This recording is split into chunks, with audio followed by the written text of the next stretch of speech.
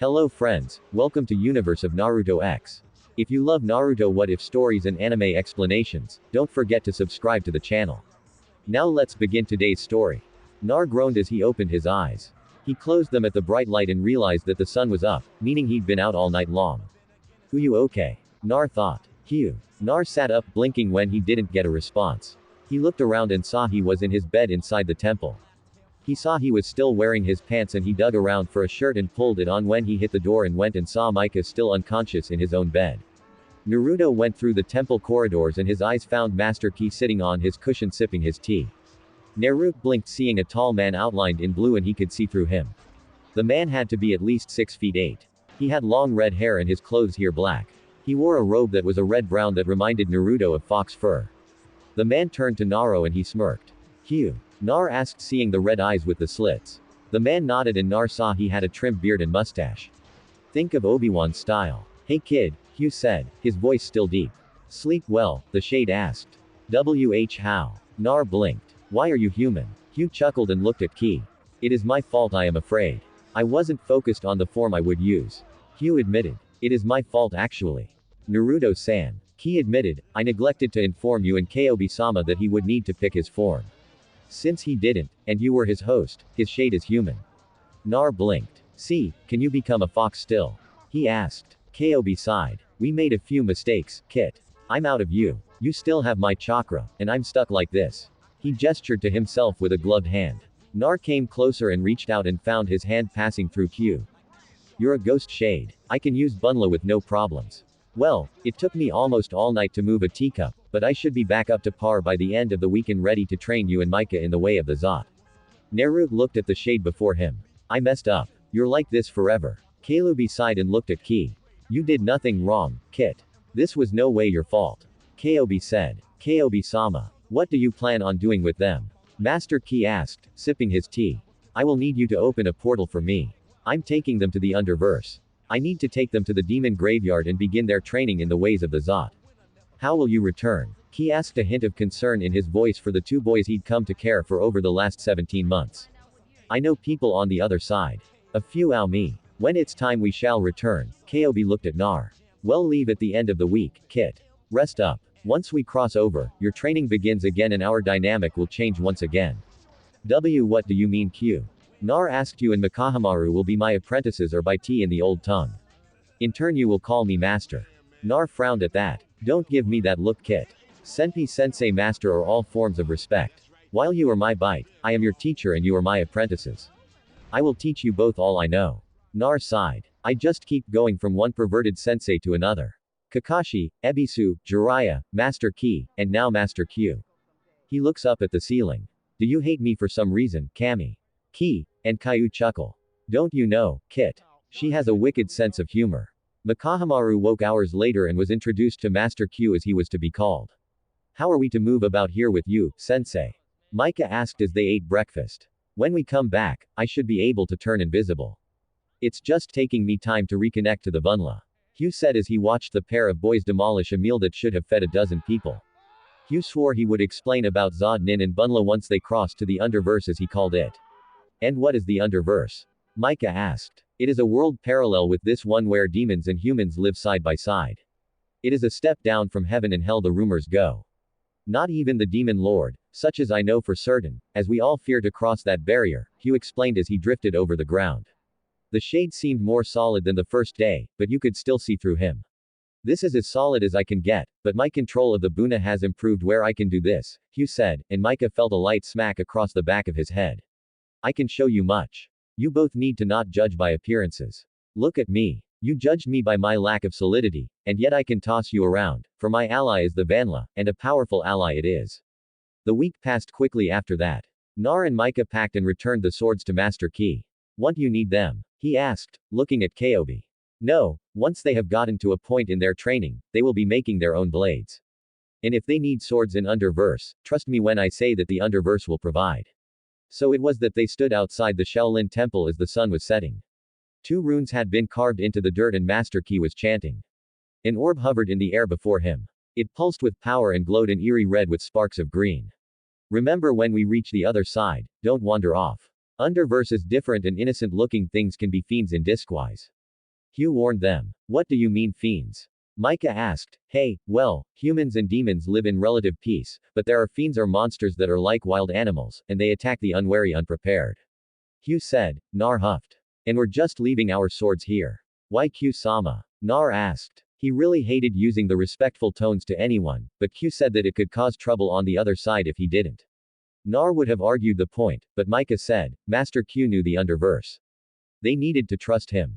Master Key finished chanting, and his hands flashed through over 200 hand signs before he touched the orb hovering in front of him. A crackle of energy, and the two boys in shade watched as a white bolt of lightning laced out and struck the first rune on the ground. And then a bolt leapt from that rune to the other one. The orb moved to hover in the air between them, and it formed a pyramid-shaped rift that seemed to shimmer like water in the air. Think similar to the Stargate portal. Hugh went and looked over his shoulder. See you on the other side, boys. He hovered there a moment and passed on to the other side. Micah went next. He took a deep breath and stepped in. The portal rippled with his passing and settled back to normal in seconds. Nar looked at Master Key, who was sitting with his eyes closed. Goodbye, Key Ojian, Nar said and stepped into the portal. It pulsed and then winked shut. The orb lowered to the ground and the runes faded from the dirt in which they had been carved. Master Key sat still, his eyes closed. Good journey, Naruto-san, may fate and destiny be kinder to you in the future. And with that, Master Key Chongqing, Shaolin monk, and Sorcerer Supreme faded away, his spirit finally finding peace. Konoha Hinata sat atop the Hokage monument, her white eyes looking down upon the village she'd called home since birth. In the past 17 months, she'd changed and grown. Her confidence since becoming host for the Spirit of Vengeance. She'd learned its name was Jaka, and it had many lessons to teach her. Jaka had taught her to be sure of herself, how to carry herself. Jaka told her that it was neither male nor female. It just was. Hinata was the 12th host since its creation. Hinata spent days in the memories of the spirit's previous host, Kasha Uzuki Kazama Namikaze. She'd learned that Kasha was Naruto's mother, that they'd used the Kazama name as a misdirection to hide that Minato was her husband, the famed yellow flash of Konoha, the Yandai Hokage. She'd learned that the fourth would live with Kasha under elaborate disguised jutsu that was attached to a necklace. Hinata cried in joy when Kasha found out she was pregnant. The look on Minato's face when she told him he was going to be a father. Hinata felt her fear when the Kaili was announced attacking Leaf Nims. Kasha going into labor while trying to evacuate civilians. She remembered Kasha going into labor and the pain. Hinata saw Naruto for the first time as he took his first breath in the world and a nurse taking him away. She saw Danzo enter the hospital room and inject Kasha with a poison while a masked root operative held her down. She was too weak to fight after giving birth and Jaka howled in fury as his host was killed by someone they'd considered ally. Hinata hated Danzo with each passing moment. She'd seen the reports on Lady Sununade's desk saying he joined up with Orochimaru and the Sound Village. Hinata thought of going and enacting vengeance, but she knew that while she might be a lot stronger, her massacre of the Hyuga clan showed that she wasn't ready for an all-out assault on Odagar. Soon, the more past memories I awaken, the stronger we become. Hinata thought, stronger still we will become. Your willpower is increasing daily. Hina-chan, Jasila said in her mind. Hinata thought about the memories she'd seen in Kakashi's aura. She was sickened with how the former Jonin acted towards Nar, and she was scared what she would find behind the mental block. She'd uncovered it in layers. When he was an Ambu, he allowed villagers to harm Nar and would only jump in if another Ambu was closing in, making it seem like he was doing his job. Hinata thought the day she'd seen that memory, she'd unleashed Pakken on Kakashi. The Nin dogs had voided the summoning contract with him. Hinata looked at the scroll on her hip pouch. She'd gained that contract fair and square. Anyo and Tsunade asked me how I keep coming up with the slugs and toads. Hinata thought with a slight smile. And to think she doesn't know about the wolves and the monkeys, Jaka thought back. The other two contracts Hinata liberated from the council's vault. They stole the monkey contract after the third was murdered. When Konohamaru is older, I will pass it on to him, Hinata thought. And the wolf and dog contracts. I think I will offer the wolf contract to Ka's sister, Hana. I am surprised the council had that one hidden away. It is cause they didn't want the Inuzukas to have more power. They feared them as they were nearly as powerful as the prized Uia clan. Speaking of that clan, the Falcon contract, Hinata paused. The scroll is in possession of the rogue. The one you call Itachi. Hinata paused. Then Anyo Yaka-sama. What we learned about Itachi all those months ago. I know he did what he did to save Naruto, but I learned from the reports on Lady Sununade's desk that he is now part of that organization Akatsuki that wants to harm him. I do not know what to think about his actions. Sigh, I am not sure either. Hina-chan. From the aura I read on Hideki, the Toad Pervert, and the Hokage, Itachi Chiya was looking for Naruto, but he didn't do nothing to harm him in their encounter other than ask him to go with them. We will need to read his aura to be sure of his attentions. Hinata sighed. Damn, she muttered aloud. And right now, Lady Tsunade has forbidden us from leaving Konoha. I can understand as I'm still undergoing training with her and I am a genin with power equal to a sonin right now, but you don't have the control yet, and with each passing day you are getting better. Soon there will be little difference between us, I am you or me, and in the end we are vengeance. Hinata smiled as she watched several fireflies rise up in the grass as night began to fall. She wasn't bothered that she'd sat here nearly all day speaking with the spirit. She would do that for days on end. Do you wish to speak with your cousin and sister? Jaka asked. Not really. Why? Hinata thought. Because they are behind you, and I've distracted you long enough. Speak with them, child. They don't hate you, and they mean you no harm. Nay is radiating concern for you and your sister is a cornucopia of emotions, but none of them are fear or hatred, the spirit said and fell silent in the back of her mind. Hello, Neji-sama, Lady Hyuga, Hinata said. Not turning around, but she could feel both flinch at her form of address. Lady Hinata, Nei said formerly, 2 years ago, this would have been said with venom and hate. Now it was filled with sadness and regret. You have been avoiding everyone again. He accused her. Hinata shrugged a shoulder, tired of being looked at, and people wondering if I'm going to eat their souls. She said, her voice still soft and tired sounding. Nyan, you wouldn't do that. Hanab spoke up. You care too much. Hinata looked over her shoulder at her sister and sighed. You used to call that weakness, Lady Hyuga. Hinata said. Hanab took a step towards her. Hinata Nei-san, I miss you. I killed your father and most of the clan. Hinata said, you killed traitors and the man who murdered mother. Hanab said, I was blinded by what Hiyashi told me since I could remember. But I remember you. No matter what I said or did to you, you cared. I want my sister back. Hinata sighed. Hinata Haga died 17 months ago. I am Hinata Jaka. No, you are my sister. I don't care if you are in a symbiotic relationship with a vengeance spirit. Or you marry that boy you like. I just want my Neisei back.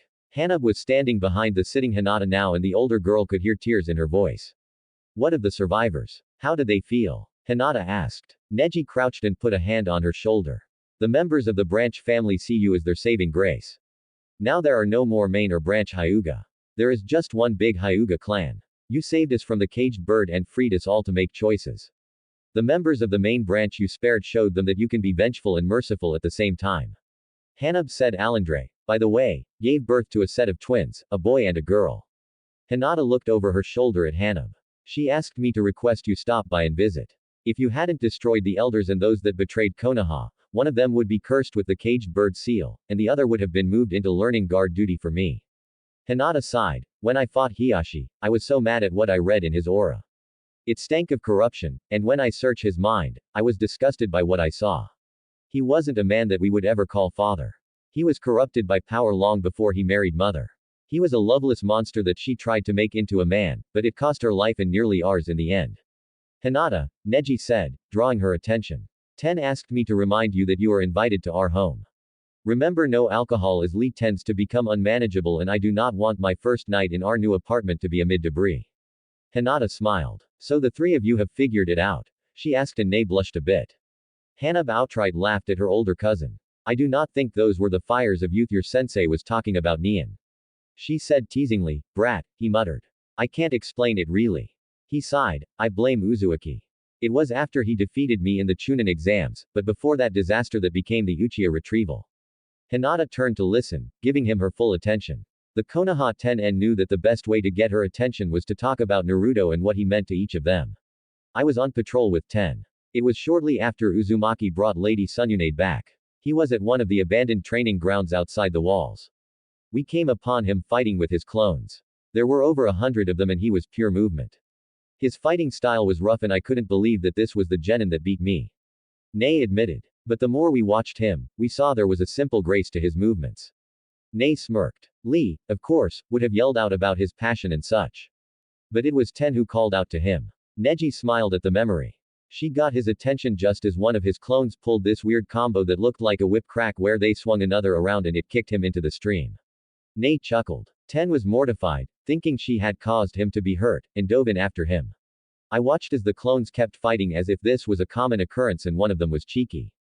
What? Hinata asked, surprised. His clones can act independently from him. Surprised me. I thought they were all controlled by him, but Neji shrugged.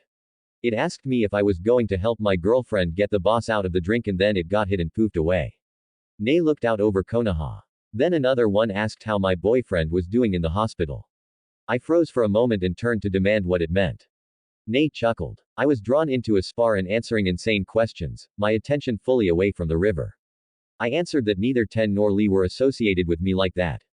Then one clone asked me why not. I said it would be looked down by the elders and the clone laughed and said so. Ne smiled at that memory and both sisters liked the fact he was more relaxed now.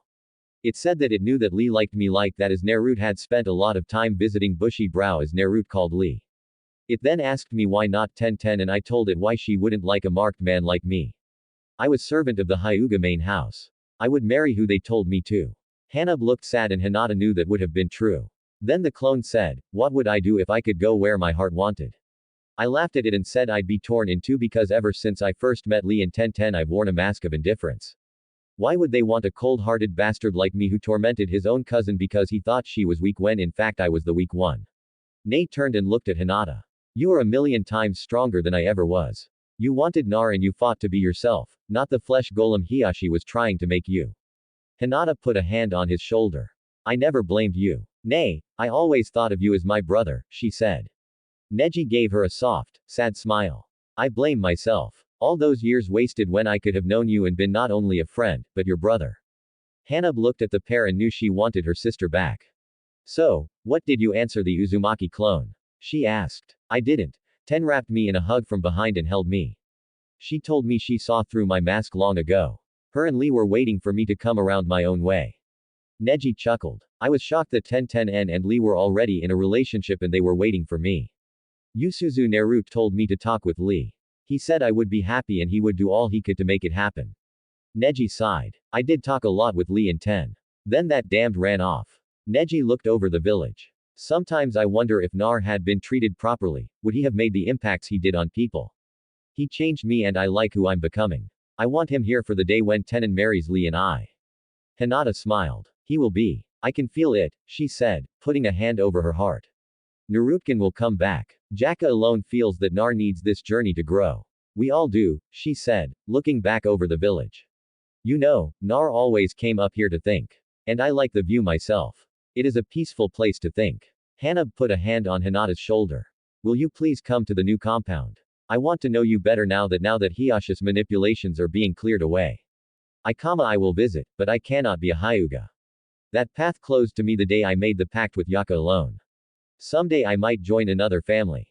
Namikaze. Ne coughed the name and Hinata glared at him. If Naruto wishes it, I have watched him for a very long time. You cannot force Naruto to do things he does not want. I hope that one day I can be what he wants and needs. But I need to grow first. At the academy, he saw me as this weird stuttering girl. As Genin he saw me as a shy, stuttering fellow nin that he cheered on. Neji laughed. Hinata, he took the blood you coughed up on the arena floor and swore on it to beat me. He didn't do that for the Haruno. And yes, he saved her from Gar, but he didn't boast or brag about it. I heard Hideki gave the credit to the Uchiha who didn't do anything during the fight. Hinata's eyes narrowed and her mind found the memory. I think I have a certain Genin to train with tomorrow. That's downright scary when you switch voices like that. Neji said with a smile. But you're still our Hinata. How about dinner? Hanab asked. Ramen. Hinata suggested and both Haya looked at her. It's tasty and I see why Narutkin likes it. Besides, Tuki and Ayame are warm and friendly. Ikyaku ramen it is then. Neji said, I heard he refuses service to those who have wronged Nar. Hi, Sununade gives him compensation for Naruto not being there and eating. I know her and Shun eat lunch there every other day. Hinata confessed. Shoji Shikamaru and Ka eat there daily now. Neji said, it's become an unofficial hangout for the Konoha rookies. Ne remembered Lee's attempt to beat Naruto's record the first time there. Poor Lee had been in the hospital for a couple days after that attempt. Some of my classmates eat there as well. Hanab said. Hinata paused and then remembered Hanabi's fellow classmates. Hanab, do you know Konohamaru, Udon, and Wa? Hanab paused hearing Hinata call her by her name again. Then her brain restarted. Yes, he's changed a bit over the past year and a half. She said, I've never seen someone become so focused before. Hinata sighed. He sees Naruto as an older brother. His exile hit him hard. Hanub nodded, remembering Konohamaru missing a week of classes before Uruka-sensei had dragged him back. He wore a bright orange jacket and those ugly goggles, but he was more serious now. Moi and Udon followed his examples, and she'd seen him interact with other adults. He was respectful to some, but others he outright cursed, and they usually ended up pranked a day later. Nothing led back to the young Serbi, but he would share a look with Uruka-sensei, who would nod and continue lessons. No patrols have seen him, and none of our allies have either. It's like he vanished off the face of the earth, Hinata said. Jiraiya says his spy network hasn't found a trace, and both Odo and Akatsuki are at a loss as well. Rummaging the Hogue's files, Nei teased, nope. As her apprentice, I get to file them all properly. Of course, I just happen to read them first, especially for news about Naruto related in any shape or form. The trio continued to walk. They talked about light things. Hanub telling Hinata could have clan leader back. There was just too much paperwork. Not only do I have lessons and work from school, but I also have lessons and paperwork from Lee Suan and Chosen. They both are relentless in their lessons. Hinata laughed. Etiquette lessons. Wait till they start on the marital lessons. How a proper wife should act in private and public. What a clan leader should say and what you shouldn't. Hinata laughed. I do not miss those lessons. Nei shuddered. I remember those. While you were being taught that I was being taught how to be your bodyguard, and let me tell you, Ken-sama was a drill sergeant in how one was to move around the protectorate. The three reached Ikyaku Ramen and their banter continued on past lesson, unaware that soon danger would come knocking. Across town in the hospital, a pair of eyes opened for the first time in nearly 17 months. Dabi, a voice croaked from disuse. The majestic city was the pearl of the underverse. It was ruled over by the elemental empress, and peace was held in the vast sections of the city. The upper city was above ground and surrounded by the walls. Low Town and the Down Zone were sights that needed to be seen. Beyond the walls lay to the east the Ester Sands, a vast desert. To the west was the Spider Swamp, home to arachnids of humongous size. Actually, they were of all shapes, sizes, and colors, but the Oz version helped keep tourists out hopefully. To the north was the lake with no womanizing island with the Black Tower at its center. And to the south was the valley of mist that led to the frozen tundra. Above Solid Anyo was the floating city of Ariel. The only way to reach it was either by flying on an airship or using the portals that were under guard in the gate rooms scattered around Solid Anu. This was all explained to Nar and Micah after they'd made their way across the Ester Sands, only encountering minor fiends in demonic wolves with numerous eyes and one giant sandworm. But a Rinnegan from Naruto destroyed that while Micah and his wind element sliced it to pieces. Q just floated along, a happy look on his face. What are you grinning about, Master Q? Nar asked. Remember to add the proper address at the last moment. Happy to be home is all Kit. Hugh said. The shade paused and looked out over the vast desert. Shukaku used to love playing here. She would create sandstorms miles in all directions that could rip the flesh from a man in seconds. Shukaku, wait. Nar stopped walking. You mean the demon Gar has in him is female? Yep, Hugh answered with a chuckle. Add in the berserker seal his father put on him and the insane monk sealed with him.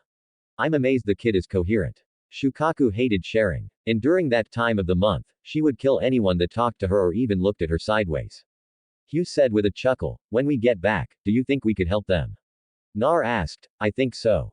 Yes, the seal will be no problem, I think. But you and Micah for good measure will be working with a seal master once I'm sure your training is underway properly. Hugh answered after a moment's thought. Master Micah asked, getting the shade's attention. Yes, I feel weird. Micah said, looking at the shade, my wind element is screaming at me. It feels stronger, wilder, more shrugs more. Hugh sighed and looked around. Let's take a rest against that rock formation. It's out of the sun and gives us ample protection should a sandstorm come up. Once the two boys were seated, Q sat himself as well. There is a stronger connection to all things here in the underverse. You both will find your chakra is more potent here. And when I begin to teach you how to use Bunla, that will be rich and heady. When we return to your dimension, you both will be a lot stronger than when you left. A lot stronger, Hugh said, looking both boys in the eyes as he said this. So, are you going to explain what Bunla is now and about Zots? Nar asked. I might as well, Hugh said with a nod of his head. Bunla is a living energy force that surrounds us, binds us. It's a part of all things. You, me, the sand we're sitting on, the chakra in your bodies. With Bunli, you can do things that you once could only possibly imagine. Oh, yeah, I can imagine quite a bit. Naruto said with a smirk and Micah chuckled. Baka by Hugh muttered. Kami is testing me with you. I know she's laughing at me. I can feel it. The Fox Lord said under his breath. Is a sore loser at cards. So Bunla is a source of power of life. What is it to a Zot? Micah asked. Zot are guardians, protectors. Think of them as enforcers of love and peace. Hugh chuckled at that last one, getting weird looks from his two apprentices. Sorry, just remembered a crazy blonde I knew a millennia or two ago who would spout off about fighting for love and peace. Crazy as a underscore, but had a heart as big as a moon. Hugh watched as the two boys ate ration bars and sipped their water. I will teach you their arts and show you how to manipulate Bunla. With that, you can level mountains, manipulate matter. You will be able to use Bunla to enhance your body, manipulate the weak-minded. Snort. Well, that's nearly all of Konoha. Micah muttered and Naruto sighed. I hate to agree, but the more you think about it. Quaint, Hugh muttered at his charge's playful nature. I'm putting the power of the universe in the hands of a couple of prank masters from hell. Oi, we aren't that bad, Nar said. Actually, we are. We did put neon pink dye in Master Quai's shampoo. Not to mention that blue W we hit him with. He was reading that book when he was supposed to train us. Nar said, I'm not defending him. I'm just saying we do have a rather playful nature.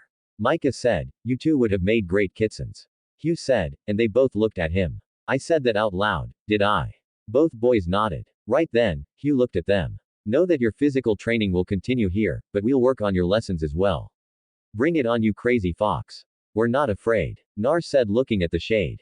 Hugh chuckled darkly. Oh, you will be Kit. You will be Odager. Orochimaru looked at the reports. Your spy says Sasuke has awoken. Yes, Lord Orochimaru. He woke late yesterday. He's been placed in a chakra-nullifying cell beneath the tower.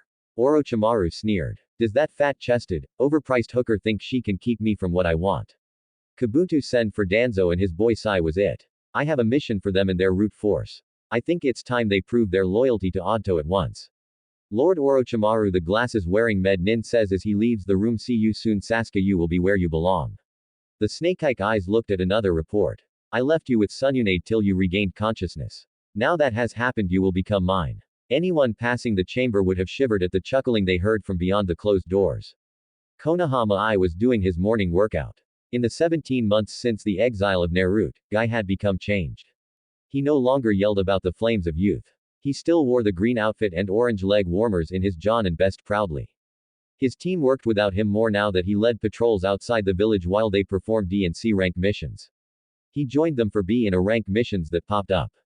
Guy had been shocked when he learned of his team's bonding. But he smiled and told them he was happy they had found what made them happy. More than once he'd protected them from other shinobi who judged the young trio for their choices of being a true trio in every way. He learned that Naruto had helped them come together. Guy increased his pace while his mind thought of his team. Lee had calmed a lot being with Neji in 1010. There was still a competitive edge in their sparring, but Guy was happy to see it brought them together even more. Ten now was learning taijutsu more. Lee and Neji had convinced her, reminding her of her weakness during the Chunin exam. The pair worked with her, giving her a close-range style where she started using a pair of panta claws she'd strapped to her forearms. Tri-claws like Wolverine 10N was now deadly at both long and short range. Neji teaching her a style of fighting with help from the Inuzuka boy Ka. Guy paused in his workout. Of his 3 students, he was the most changed. He was more relaxed and smiled more around his friends and around his lovers. He would still put up the cold and different mask around many, but around the Konohaden and their sensei, he was a changed man. Guy had been surprised when he'd shown up to practice with Ka and explained, Tenten's in-close combat training would be beneficial if she learned the basics of the Inuzuka style and had made a deal with Ka. Guy was proud of his team. He admitted he was shamed to hear how Kakashi, his longtime friend and rival, had treated Nar and favored the Uchiha and allowed the Haruno girl to constantly berate and pummel Nar with no words from him to defend the blonde. If we ever find you, Nar, I will apologize for not helping you as you helped my team. I will do all I can to repay the kindness you have done them. You helped Lee at his lowest point. You opened Neji's heart to his teammates and family. You even helped Ten. Guy had been shocked to learn that Naruto was responsible for keeping Tenten's weapon shop open. The blonde would buy large quantities of kunai, shuriken, and exploding tags. Guy and his team learned that Tenten had nearly lost her weapons shop after Naruto's exile. But now the Konohata Tenen shop there exclusively for weapons as did most of the older jonin. Now the weapons shop near the Hogue Tower had gone out of business after the previous owner came down with a case of being Kamiyo's after Hinata hit him with her penitent stare after she learned how he'd treated Naruto and sold him defective equipment hoping that it would get him killed. Guy heard that the new wing of the hospital was up to 37 people suffering the effects of the penance stare, and Eninoy Yamanaka was still working on getting the Haruno girl out of hers. Ino had informed the Konohaden and their sensei that Sakura was currently up to age 5. She said her father was having to piece the girl's life together and it was slow going. Guy had seen the older Yamanaka male at the bar shivering and swearing that teenage girls were scary with their thoughts. Guy's lapse took him past the Hokage monument and he looked up seeing Hinata sitting there and he was surprised to see Hana there. The pair looked to be relaxed and cordial around one another. Guy passed a training ground next and was surprised to see Kakashi there working out. He slowed down and watched the former John and turned genin going through a series of punches and kicks. Kakashi stopped and swore, "Damn it to hell. What is the trouble, Kakashi?" Guy asked, watching the former John and getting frustrated. He said in return, "What are you doing here?" "My morning laps." "What are you doing, Kakashi? I've never seen you out and about this early in the day unless forced and then it's under protest." Kakashi sighed. "You ever wish you could go back and do your life over? The more memories of mine that Hinata unlocks, the more I wish she would just end it all."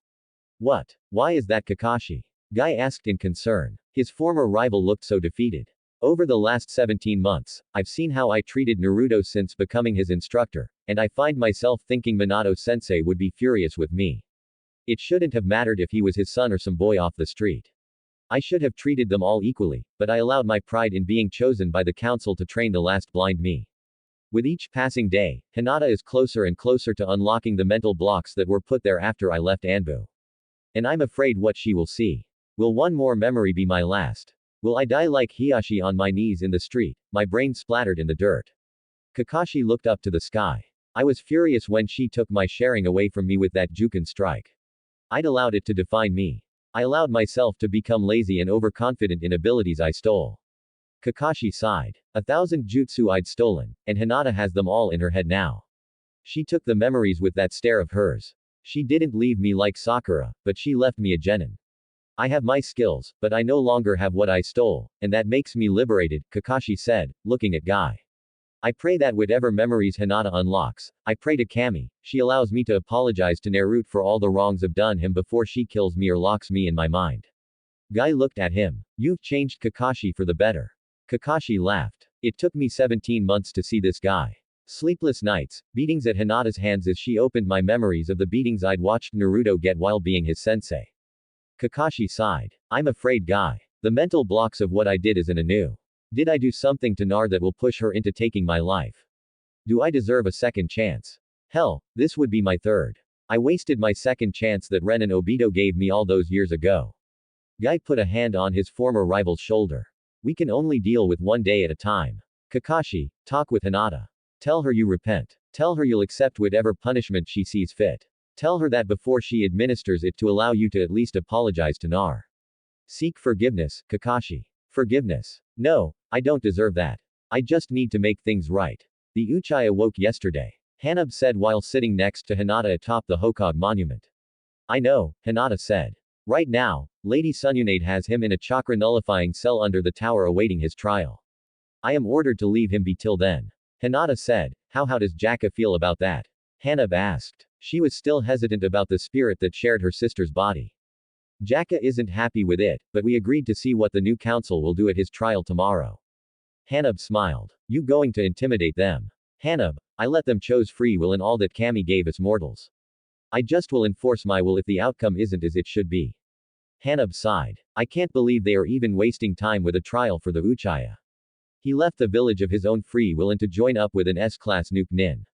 Anyone else would have been executed for treason. If he'd just run away, he would be doing a prison sentence. But his attempts to join Orochimaru and his attack of a leaf nin have moved it to execution. But you were right. Anyone other than the Uchiha and the sentence would have been carried out the moment he was brought back.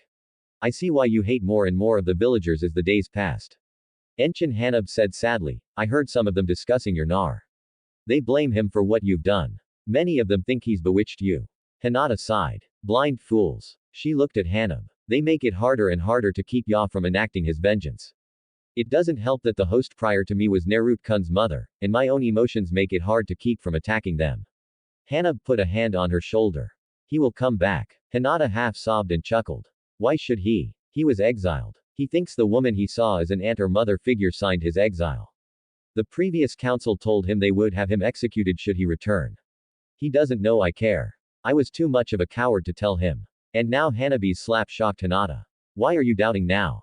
What happened to the Hinata who's been a force of nature around Konoha these last 17 months? Hinata cradled her stinging cheek. I've seen the aura of many in the village. They are happy Naruto-kun is gone. There aren't many that want him back. The Konoha, Konohamaru, the Jonin senses, a few Chunin, Anbu, Ikyaku's Tuki and Ayame, Jiraiya, Shizune, and Lady Ad are about it. I want him back, Hanab said, and Hinata looked at her in surprise. I want him back because it would make you happy.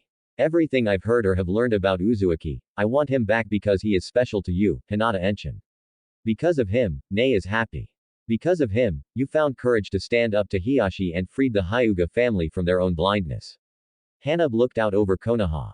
I want him back because he is special to Konohamaru. I miss seeing him laugh and smile. Since Uzumaki's exile, Ororuka-sensei and Konohamaru no longer smile or laugh. They pull pranks on those that insult Naruto Uzumaki, but they do not laugh at them. Hanab looked at Hinata. You have changed for him and I think should he return, you will blossom even more. I want to see my older sister shine. I want to see you truly smile. Hinid-chan your Uzumaki can do that. Then I will use whatever means I have as the new leader of the Hyugas to make it happen. Hanabi, he will come back Hinata-chan. Even if I have to order every member of the family to hunt him down and drag him back here to lay at your feet, he makes you Hinata. Hanab rose. And I like seeing my older sister happy. Hanab turned and walked away, leaving Hinata to sit stunned and to ponder what she would do.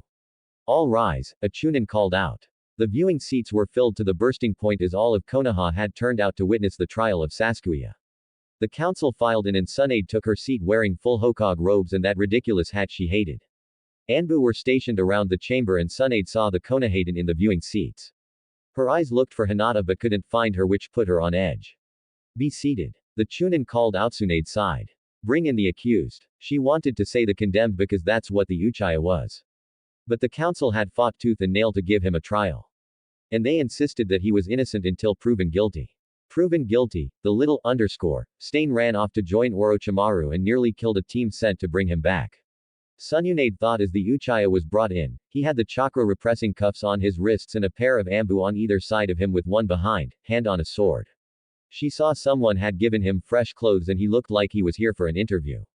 Thrice. Damned fools. I told them no one was to see him. Mental note. Find out who was guarding him last night and this morning and have them demoted to genin doing dank missions for life. Tsunade thought. Of course, as smug as the new council, they all think that hell will freeze over before they get blamed for anything. The Uchiha was placed in a seat in the middle of the chamber and his chakra cuffs were chained to the arms of the chair. Sasuke Uchiha, former genin of Konoha, you are accused. Objection. All eyes turned to see a man in a black kimono and carrying a scroll walk up. He had long black hair and Tsunade sighed. Lawyers, fiends of the highest order. Who are you? Kaharu III's former teammate demanded. Wet de Mano, attorney for the defense. The lawyer said, I am here to have these ridiculous charges against my client dropped and his status cleared. Accusing him of trumped-up charges. Anos-san who summoned you here this Tsunade asked. I did. Tsunade the god I'm Hokage turned and fixed a level glare upon the Haruno. Why? Because this is a mockery. Sasuke was under duress and it was the killing intent flashed across the chamber and Haruno fell silent as another figure stepped into the middle of the chamber. Hinata was wearing black pants, a black crop top under a mesh shirt, wore spiked bracers and her gloves had spikes on the knuckles. Her skin was white as snow. Her hair and eyes black as night, the veins around her eyes showing she had the Bakugan activated. The only mockery here is this farce of you trying to allow this trash to escape justice. The cold voice of Hinata sending chills around the chamber. Tell me, Haruno, you doing this because you actually believe the swill coming out of your mouth, or is it because you hope to impress the temp here enough that he would consent to marry your gutter? Shall you call a daughter? You go too far, demon _ the red-haired male yelled. I don't go far enough. And here I thought Sakura got her volume from her mother. HN learned something new every day. Hinata vengeance stopped several feet away from Sasuke and eyed the nervous Anbu. You let the snake of a lawyer near the Uchiha, but not the apprentice of the Hokage. Tsunade looked at the lawyer. The second Hinata mentioned the word snake. Does she see something with her Byakugan? The fifth Hokage wondered. It matters not. This trial is a farce. One set up by the weak-willed council members who believe that the sun shines out of the Uchihas. Exclamations are heard and Tsunade is fighting hard to keep herself from laughing at the gathered council while the people in the gallery outright chuckle and laugh. I object, the lawyer said.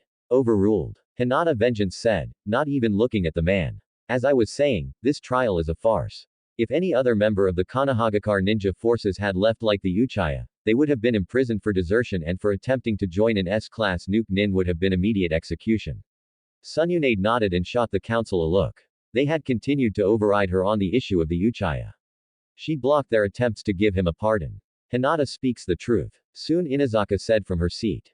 The clan heads were here as well and she was looking at the new civilian council with disdain. Hanab Hyuga was next to her and she was staring at the council as well. The Haruno stood. We all know that Sasuke was being controlled by the curse mark. Why Jiraiya of the Sonin hasn't removed it yet makes this council wonder if this is the god employ to pave the way for her pet demons. Shouting filled the chamber and Sununade narrowed her eyes. She saw the lawyer speaking with the Uchiha and her eyes narrowed. Anbu moved that man back. She ordered and two of them went to do so. I have a right to speak with my client. Ano said stepping back before either Anbu reached him. Speak with him all you wish at a distance and no physical contact. Ibiki Morino said stepping forward with Anko Midarashi. The special jonin were glaring at the attorney and Anko had a kunai in her left hand. Sununade focused back on the rest of the room. There will be order or I will have the chamber cleared. People muttered lowly as they settled down. The Konohaden were looking none too happy with the civilian council. Are they really this stupid? Ino asked in disbelief. No, they just are blinded by the past deeds of a once great clan. Shikamaru said from where he was sitting next to Choji. Akamura got a whiff of that lawyer. He said he smells funny. Ka said from where he was holding Akamaru in his jacket. He does look rather slimy, even for an attorney, Asuma said from his seat behind the genin. Shush. This isn't over, Shikamaru said, looking on. His father in his council seat had given him a sign to pay attention.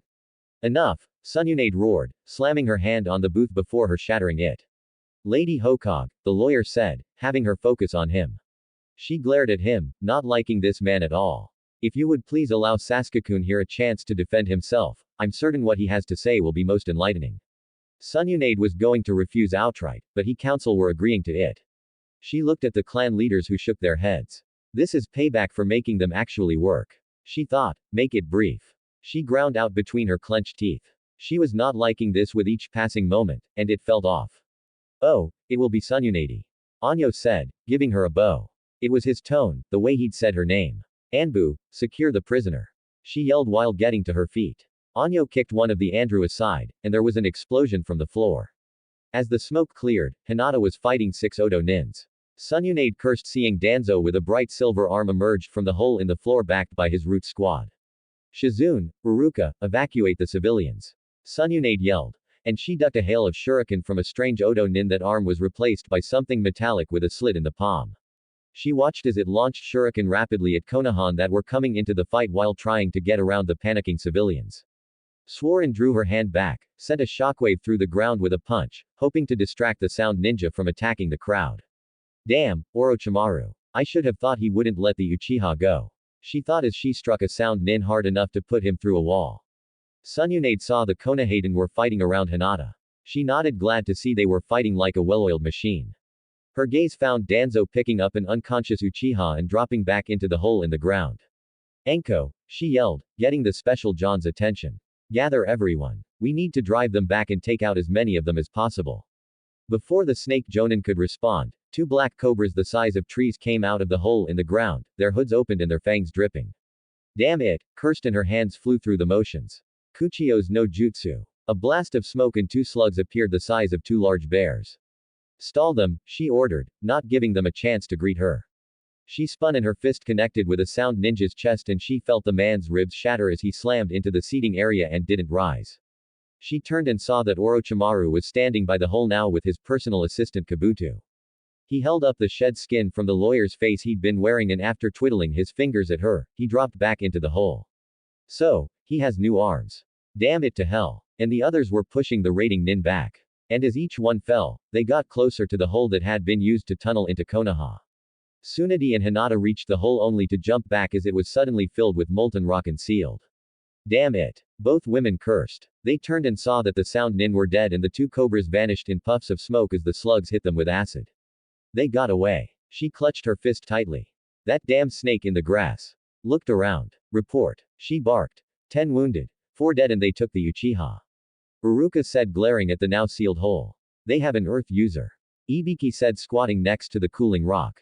Hinata was glaring at it and then turned. Don't even think about it. Hitanad said, catching her at the doorway. They took the Uchiha. After everything that Nar went through and was exiled for, Orochimaru still got his toy and Nar is still gone. This is too troublesome. But did anyone notice several members of the council were ducking before the explosion?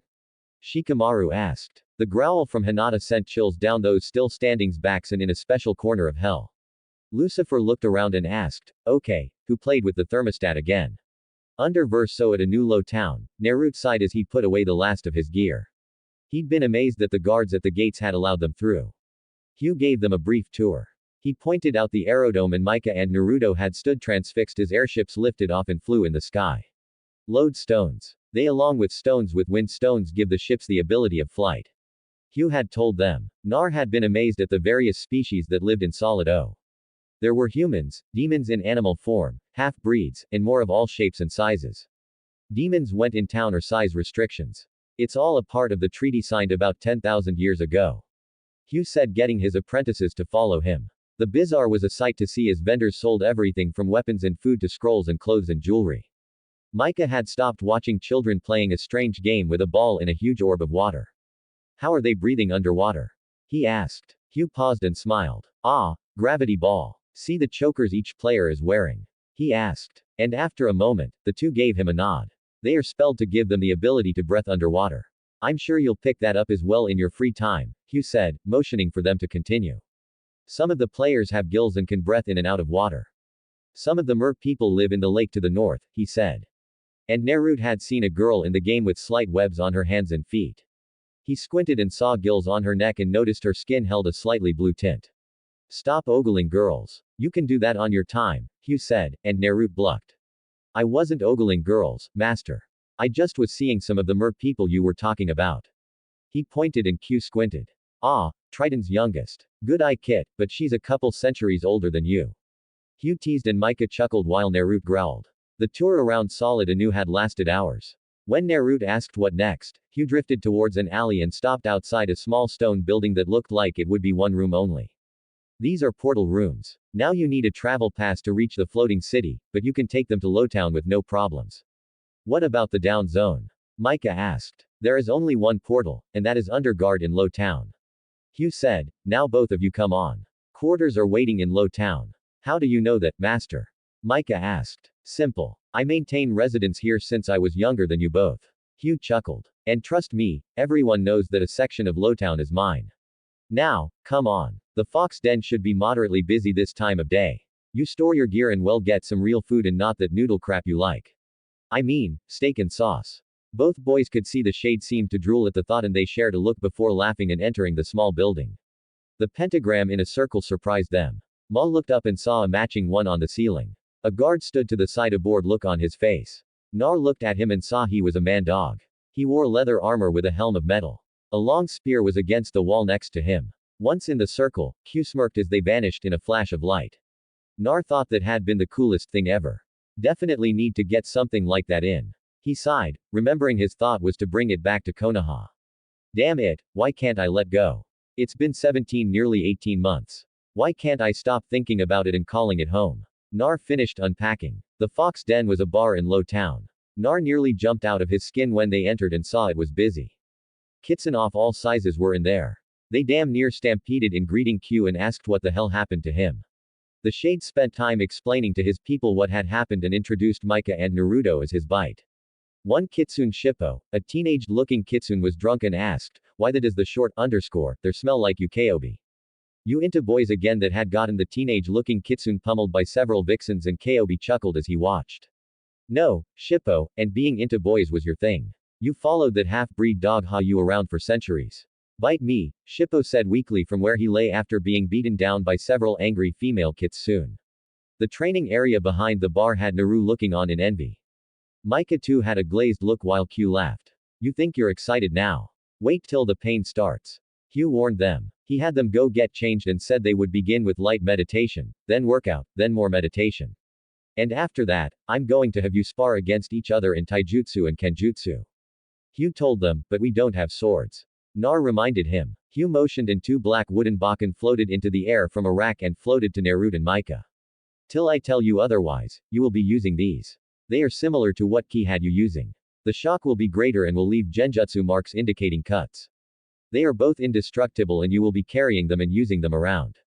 Solid Anu Hugh warned them. You can carry a minimum of 6 kunai and 2 dozen shuriken. What? But that's under-equipped especially with those fiends out there in the wilds. Nar complained. The fiends in the wilds won't be your concern for a while. Your first 3 months is going to be learning to connect with Vulna and how to wield it. You won't be going into the wilds anytime soon. You might be doing errands in the upper city to earn cash or working the bar. What? That's cheap, Naruto said, and Micah agreed. Don't you have your kits soon running the bar? Micah asked. I do, but you two would be waiting tables or doing dishes. The shade of Kobe was glad he was transparent, as the tub Bakken would have taken his head and his manhood if he hadn't been a ghost. I think it's going to be a long couple of months. Caillou thought as he used a telekinetic push to knock both apprentices off their feet while he summoned up 3 more Bakken and they hovered in the air before him. Prepare yourselves. Here comes the pain. He laughed at the look on both their faces as they used their hard-earned teamwork to fight off the 3 blades. Naruto's howl of pain and indignation was funny when the first Bakken struck him on the leaving a ragged-looking genjutsu wound and shocking him numb to the point where he fell face first into the dirt as his legs wouldn't support him. Shameful. I thought you two were good. Who taunted as Micah fought to keep all 3 blades at bay. And seconds later, his own howl of pain filled the air as he got hit on the rear by one and another smacked his hand and he fell to the dirt next to Nar. His Bakken falling from his wounded hand and nearly hitting Nar, but missed by a mere inch and leaving a scorch mark on the dirt. Okay, 5-minute break and we'll try that again, Hugh said as he floated away. The 2 boys growled as they watched the shade of their new sensei flirt with a couple of vixens that were watching and laughing. I really hate him right now, Nar groaned. Ditto. Micah said as he massaged his wounded hand. Did you catch how he did that? No, Nar answered and asked, not a clue. This is so going to suck. Nar groaned as he massaged his numby backside as the genjutsu wounds faded. More than a uchi stealing jutsu. Micah agreed. Dude, no one sucks that much. Well, except Grandma at poker. Naruto said after a moment's thought.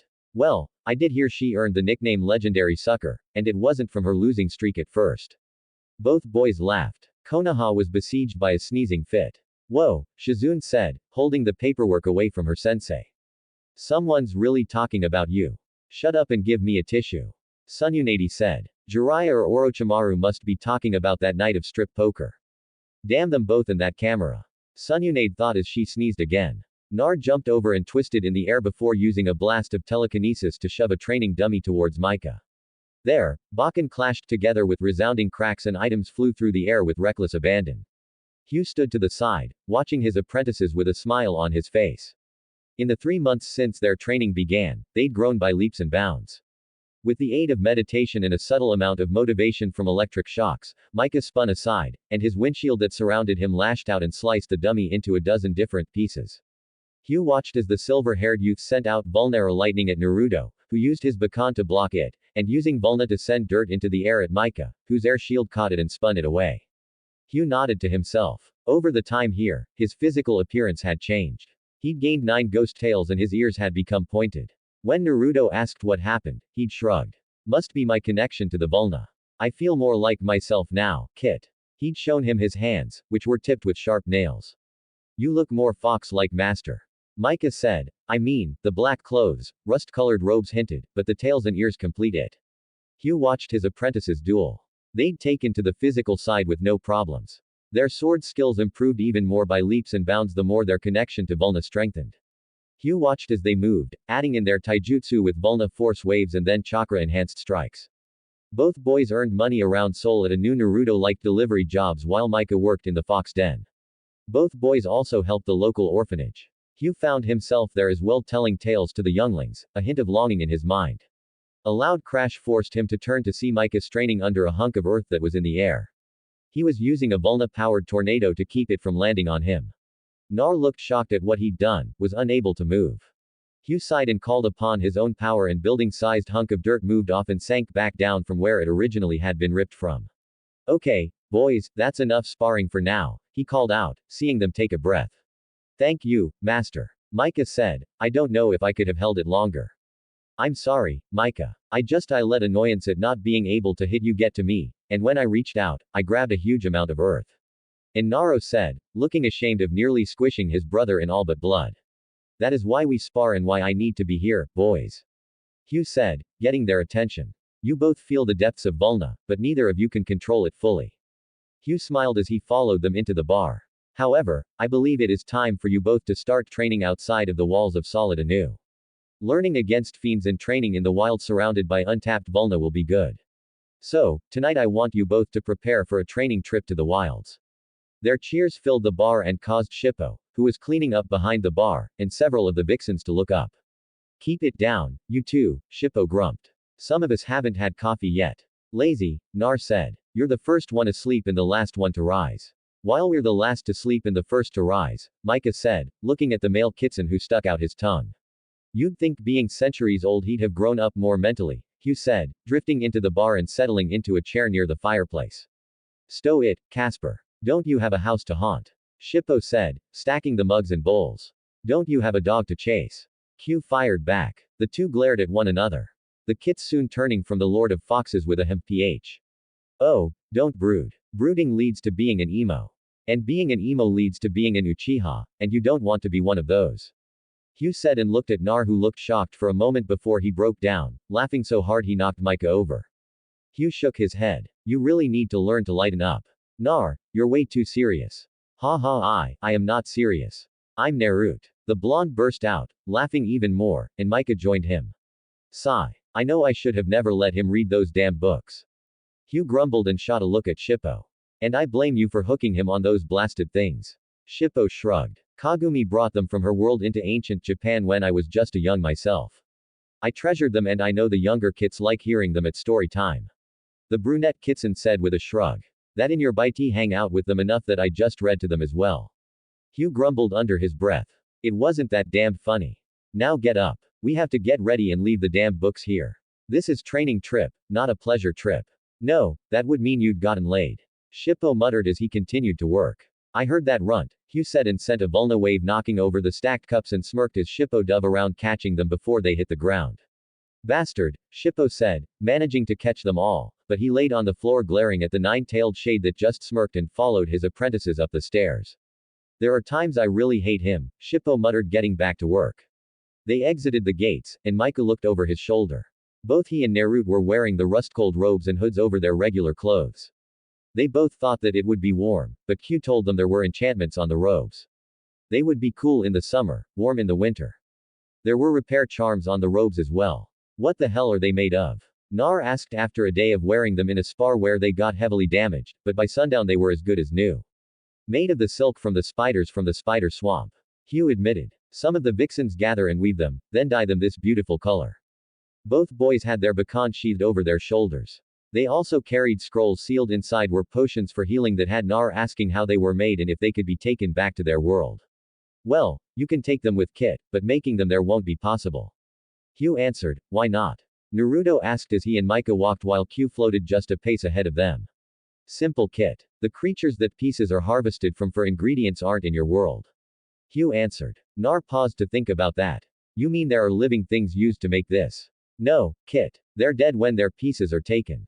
It's not just parts of fiends. There are herbs and minerals as well. I'm not an alchemist, so I don't know the full rundown of what is done to make them, but they work wonders. Hugh paused and looked over his shoulder with a smirk. Your little Hyuga would make a great alchemist if she ever came here. That bomb she made and gave to you despite being made from plants did a wonderful job. Naruto looked at him. My Haya Hinata, Hugh chuckled. Micah, tell me, if a girl turns bright red around you and stutters, faints and twiddles her fingers, what does it mean? Micah, who had been looking around as they entered the Ester Sands, looked at his master and then at Nar. I think it means she likes you. You could ask one of the vixens. He smirked. I know that one with the three tails has been watching you like a slab of beef. What? No. Nar said looking at Q who was chuckling. Ah, Sissa. She would make an interesting mate. Hugh said no. I mean, Nar looked at Micah. Hinata. Micah shrugged. Don't ask me, bro. I've been out of Konoha a lot longer. I do remember her always peeking around a corner to watch you when we were younger. Or you could try with Sissa. I'm sure she would like to show you the ropes. Hugh teased. Nar humped and walked past his master and Micah. So annoyed was Naruto at the pair for teasing him. He nearly stepped on a strange little creature that looked like a man-shaped cactus with a red flower atop its head. A Vulna wave from Q sent him crashing to the side and he got up scowling. Don't step on the cactus, he warned Naruto from stepping on the small creature that was still asleep. They may not look like much, but their main offensive weapon has been known to bring down full-grown dragons. Dragons? Micah asked with interest. Later, kid number 2, Hugh said, motioning Naruto to move towards him and then took on his lecture pose. Now then, the cactus while looking cute and innocent is a very dangerous little fiend. The ones with the red flower, or even more so, Hugh motioned for them to prepare their weapons as he kept speaking. The cactus while weak physically have an offensive attack that is very dangerous. Nar bored with the lecture attacked as if possessing a danger sense. The cactus awoke and seeing Nar rushing at it, jumped to its little feet and took on a pose as if threatening Naruto to turn back. Nar brought his baton down, but the little cactus creature dodged rather easily and swiped with its little arm. Several cactus needles dislodged and embedded in Naruto's hand. He yelped and leapt back, where the cactus needles were sticking out of his hand. The skin was turning red. Sigh. So impetuous. The cactus needles are coated with a special toxin that while weak can cause sickness and weakness. Listen, Baka by Hugh scolded and used a Vulna wave to knock the cactus off its feet. Now that it's awake, I'm afraid the lesson is going to be more complicated. Hugh had just finished saying this when the little fiend was back on its feet and made a strange sound before spinning in place. Crap, Hugh said, and Micah and Naruto dodged aside while Q used Vulna to make an invisible barrier that the needles slammed into. That might is the cactus's greatest offensive weapon. 10,000 needles shot from its body in one go. At such velocity, it can rip through even dragon scales. Such an attack usually shreds the target. Get up, both of you, Hugh said, looking over to see both his apprentices on their stomachs with their heads covered. Micah and Naruto got to their feet and saw the pile of needles laying broken on the ground.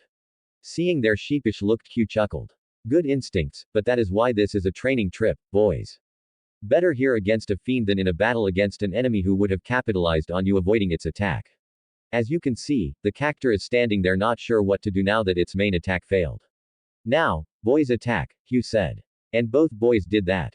Their baton missed several times as the agile creature leapt aside with a speed that surprised them.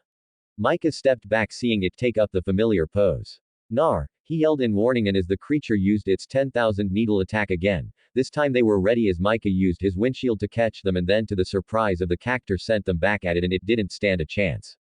The little being was shredded by its own attack. Its tiny face was one of shock and betrayal at what its own attack had done to it. Good. Now harvest the parts one told you about. Well, sell them off later. Hugh said, and Nar and Ma took the parts, putting them in a sack with a storage rune on it. Micah wrapped the parts as he'd been instructed and put them in the sack. Remember in the underverse, waste not, want not, and take what you can. Nar said, give nothing back. Micah finished and the two shared a grin. They had adopted that motto as their own. In Lowtown, they'd scavenged with the best of them and fought off the street gangs that moved around. The area around the Fox Den became a safe zone, and many of the orphans in Lowtown saw it as a home, many of them living in the abandoned buildings that in the last 3 months were refurbished by items that mysteriously arrived each morning. Hugh knew his apprentices were stealing from the wealthy citizens of the upper city, and he smiled to himself as they gave nearly everything to the younglings. Shippo commentated once, they are like Reynard. Hugh had to agree. Their outing that day saw them fight numerous fiends from sand wolves to a dozen cactors that thought they could get the pair by cornering them in retaliation. As the sun was setting, both boys were feeling the effects of using Vulna in battle, tracking and enhancing their physical abilities. Eat and go to sleep. In the morning we're going further into the desert. Hugh told them he was truly happy with their progress. In 3 months, they'd learned equal to what many Zots learned over a decade. Granted, he didn't waste a lot of time on history and gave brief descriptions of each ability he had them learn, but in the end, they were doing better than he ever thought possible. Konoha. In 3 months since Odo had rescued the Uchiha, things for Konoha had gone downhill. Heat and run tactics from Orochimaru's forces were leaving much of the once proud village in constant ruins. Civilians were complaining and the ninja forces were struggling as their numbers were being worn down. Sununade had the council imprisoned. She told them they allowed this and she found that the Haruno had been the one to gain them access. Sakura's father was executed at dawn the following morning. The Konohaden were promoted to Chunin status for their part in stopping several key root members from escaping. Ibiki had learned many of the plans that Danzo had given to the former son, looked at Heat team before her. Hinata Yaka stood with Kakashi Haki and Iruka Yumino. Sununade was amazed that Hinata had allowed Kakashi to live after she finally unlocked the Ambu buried memories. Kakashi had attempted to kill Naruto when he was younger, testing his Chidori for the first time since its completion. Kakashi on his knees before Hinata begged her to end him, said he'd accept his death. Hinata however had pushed the memory further and saw that Kakashi after striking the blow had been scared and rushed Naruto to the hospital saving him in the end. Hinata said she would stay his execution till after he talked with Naruto and told him of his past. She would allow the blonde to decide if Kakashi lived or died. Kakashi bowed his head in acceptance. You mind explaining that again? Said Anyo. Sensei. Hinata said Iruka. Kakashi and myself wish to search for Naruto. The passive searching hasn't turned up anything, and it's been 20 months since his exile. Jiraiya's spy network has found nothing other than Akatsuki is as lost on his location as we are. Sununade sighed. Gar had reported the same loss, as he'd expected Naruto to come to him at some point, and with the blonde not showing up, he'd sent patrols on hard searches in Suna territory only to find nothing. I know you are becoming frustrated, Hinata, but I must decline. I have need of all the active nin with the attacks from Odo. They're slowly chipping away at us. It's why I've scaled back on missions outside of Fire Country. Looked sadly at her apprentice and you being outside of Konoha is begging for Orochimaru to try and capture you after what you did to Kabuto last month. Flashback.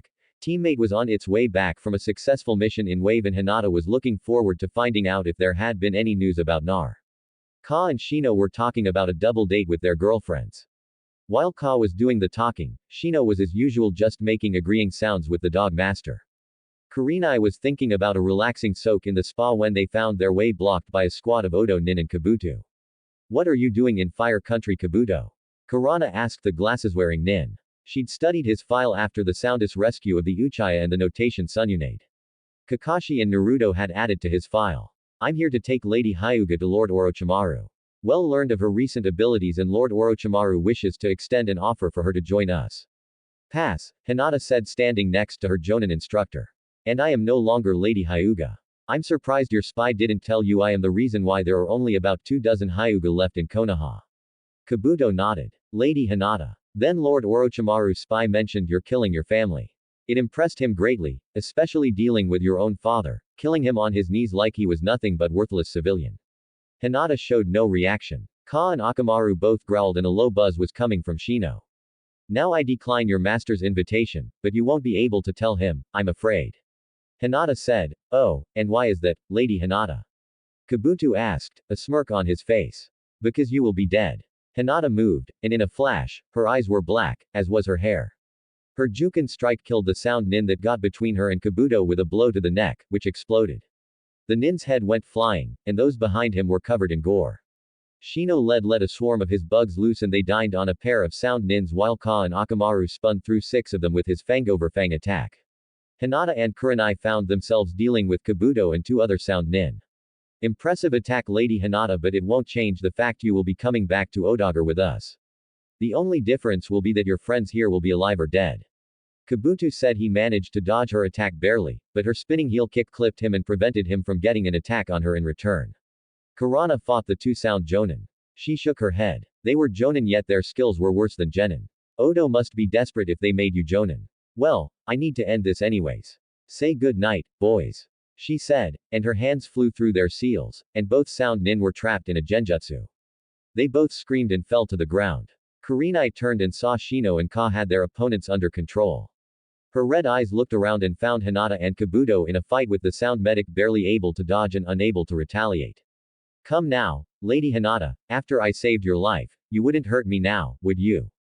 Kabuto asked, avoiding another Jukin strike, but he could feel the chakra in the air and saw that his shirt was now shredded. By Lord Orochimaru, even her near misses are dangerous. What power she wields, he thought. You saved my life to keep your cover worm. You tried to kill Naruto later, and for that alone, I will end you. Her next series of strikes grazed his arm, and he swore as it went numb, and he saw the wounds not closing. I heard of you fight from Lady Sununade. You struck Nar in the heart. Let me return the favor, Hinata said. And before he could move, her hand snaked out impossibly faster than before. And Kabuto looked down in shock as her hand went into his chest. Hinata withdrew her hand, his beating heart was in her blood-drenched hand. What do you know? You did have a heart, Hinata said. Her black eyes fixing on his shocked ones. Regenerate this asshole, she said. And with a Jukin strike, her hand obliterated his heart, and Kabuto fell backwards dead. Hinata wasn't done and pulled a kunai and sawed through his neck.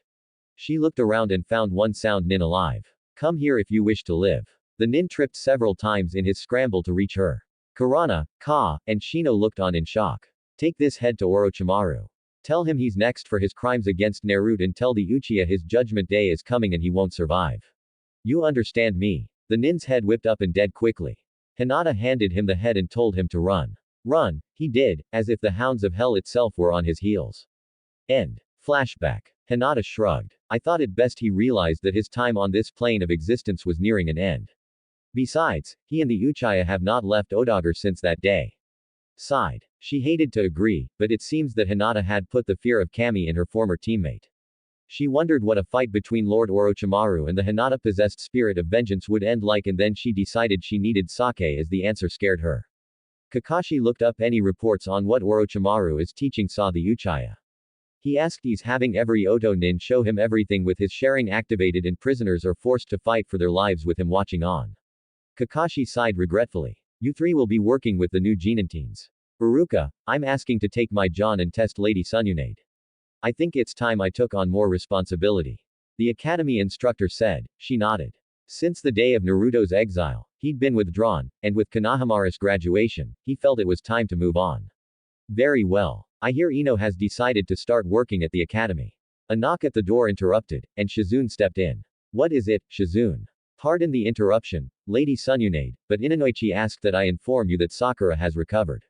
She's asking to speak with Hinata and Kakashi. Hinata looked at her sensei. You don't have to if you don't wish to. Hinata. The former Hyuga heiress sighed. No, she's paid for her past. Naruto would wish for her to be heard out now, but I won't forget what she's done, but I will judge her actions fresh. Nodded. The underneath message had been that she would watch the Haruno girl and should it be warranted, she would be wiped out. Dismissed for now, Kakashi. Do you wish to try for Chunin? No, thank you, Lady Sununade. I find that being a genin once more has awoken me to certain facts about myself, and it keeps me humble. I shall remain genin until Naruto approves of me and forgives me for all I have done for him or asks for my death. With that, Kakashi Haki left to see his former student, Hinata. I want you to make a genin team then with Kakashi Sakura and another genin. The living form of vengeance raised an eyebrow. I'll give you the file for now. I will see the Haruno girl. She said and left. A Chunin in charge of a genin team. Shizune asked her mentor. Not your usual genin team. Kakashi is twice their age. Sakura needs a lot of work and discipline and their last teammate is Hanab. Shizune looked at her mentor in shock. How much sake have you had this morning? Sighed and wondered why she gave up drinking like she used to. This job pushed one into alcoholism or reading Jiraiya's books. She thought remembering the stash of his books she'd found after taking office. She looked at the photo of her former sensei on the wall. Surbi sensei, give me strength to do this job till Naruto comes and takes it from me. If this keeps up, I might hand the village to Orochimaru and flee with Hinata and Shizune and a few others. The photo of her former sensei said nothing back, but if it did, she'd wonder if she had been drinking too much. Come home soon, Nar. I miss you nearly as much as Hinata, and I hope you will believe me that I didn't sign your exile. Nar rolled and avoided the claw swipe from the giant mantis. The creature was bigger than an adult. The blade-like claws were able to slice through a person in a single swipe. And we just happened to stumble upon its nest. Nar cursed and swore Q had blocked his Vulna senses when he'd used them to sense danger. Nar duck, Micah said, and Vulna lightning laced out from the silver-haired teen's fingers and struck the bug. The smell of burning exoskeleton, and Naruto was up. He used his bakan and sliced through one of the mantis' limbs. Their training with Q had shown them how to put Vulna into the wooden weapons, and they'd been able to cut through anything they'd crossed thus far. Nar went low and performed an upward swipe that took off the bug's head off. Clapping from behind had them both turn and see reclining against the wall. I knew you two could handle it, Baka Fox. Nar grumbled as he and Micah started the ritual of skinning the mantis, placing its fluids in jars marked with unbreakable seals. Nar saw as Micah found the nest and sealed away the eggs. It hadn't killed its mate too long ago, so they're relatively fresh. Hugh said, approving of Mika's care for the unhatched horde. Don't forget its claws, Micah said to Nar. The blade-like appendages were certain to get a fair price, and if not, the two knew a few people in Low Town who could make them into weapons. Search the rest of the cave. It might have gotten other hunters or fiends for food, Hugh said.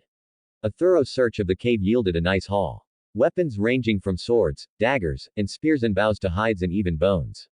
Oh, bag the bones. They're from a salamander. Alchemists will buy them as they get ground up for some of their potions.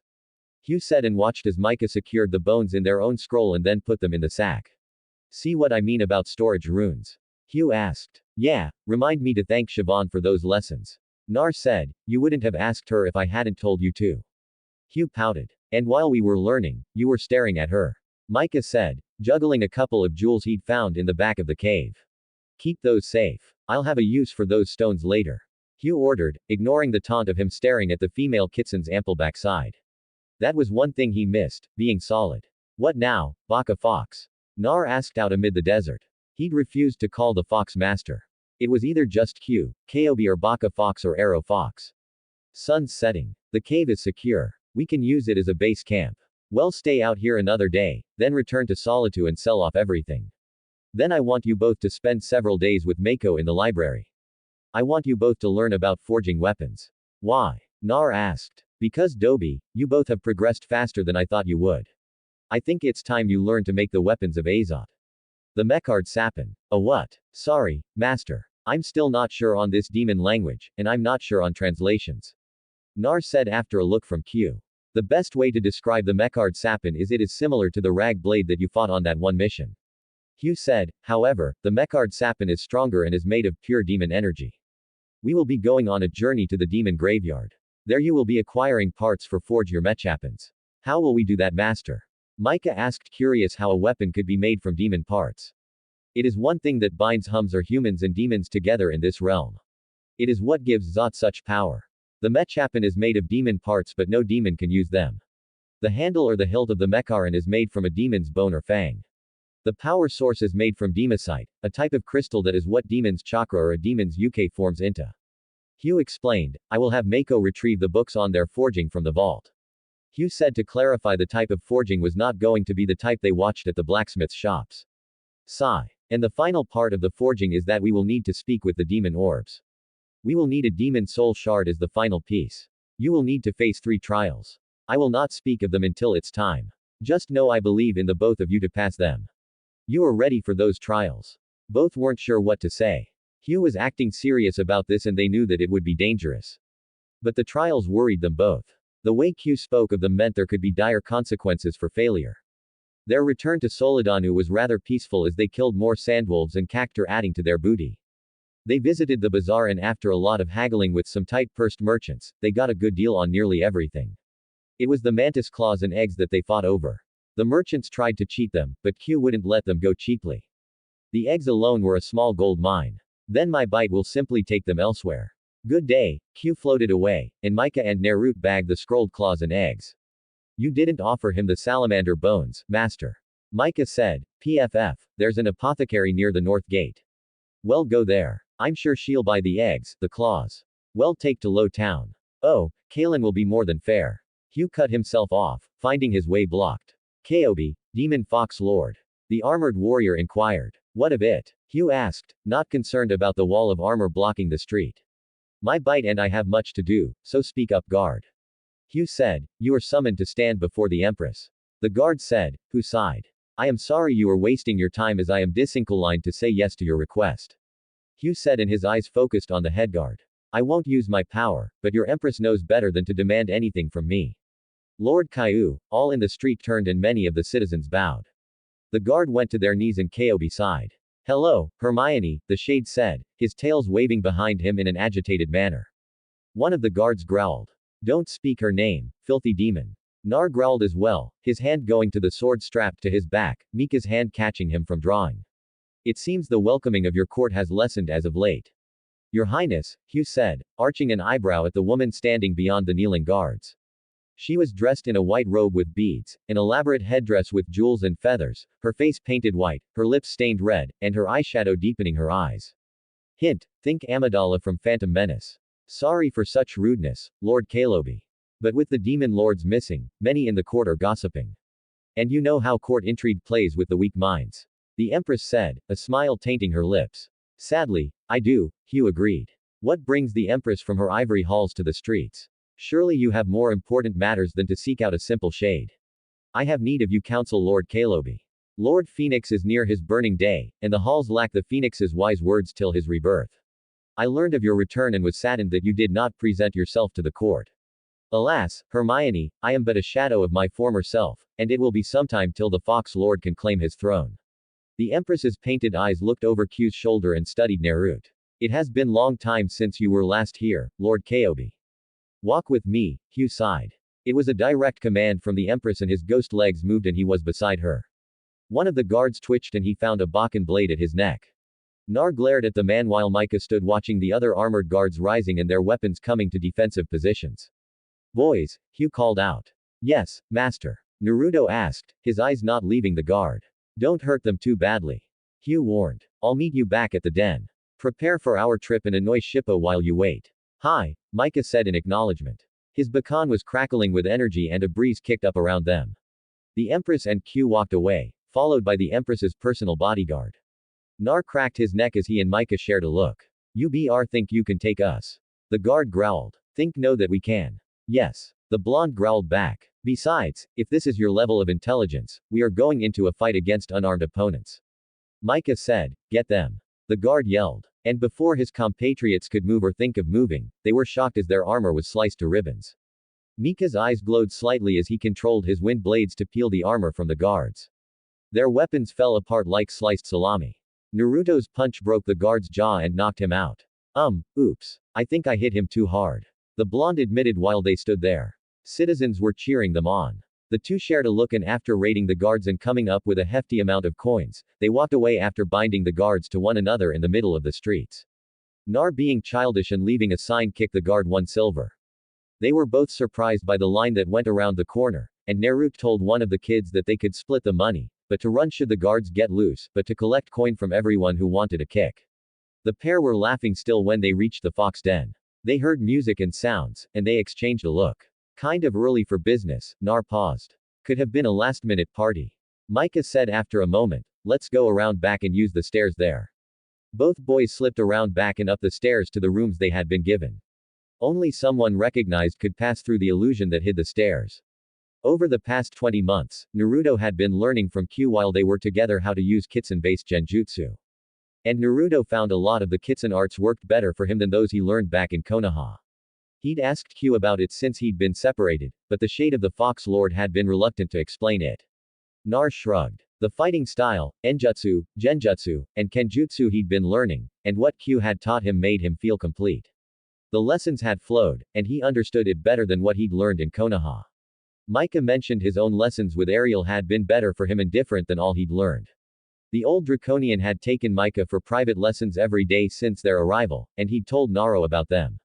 They had been surprised at how similar they were, but the differences in styles of taijutsu and some of the enjutsu and genjutsu. The kenjutsu were close enough, and the two fought well together, covering each other's open weaknesses. What do you think it all means? Nar asked as they slipped up the stairs. Not a clue, bro. Hey, did you see that Empress? She was hot. Nar laughed at his friend and adopted brother. You said the same thing about those vixen triplets last week. And that. I get the point, Naruto.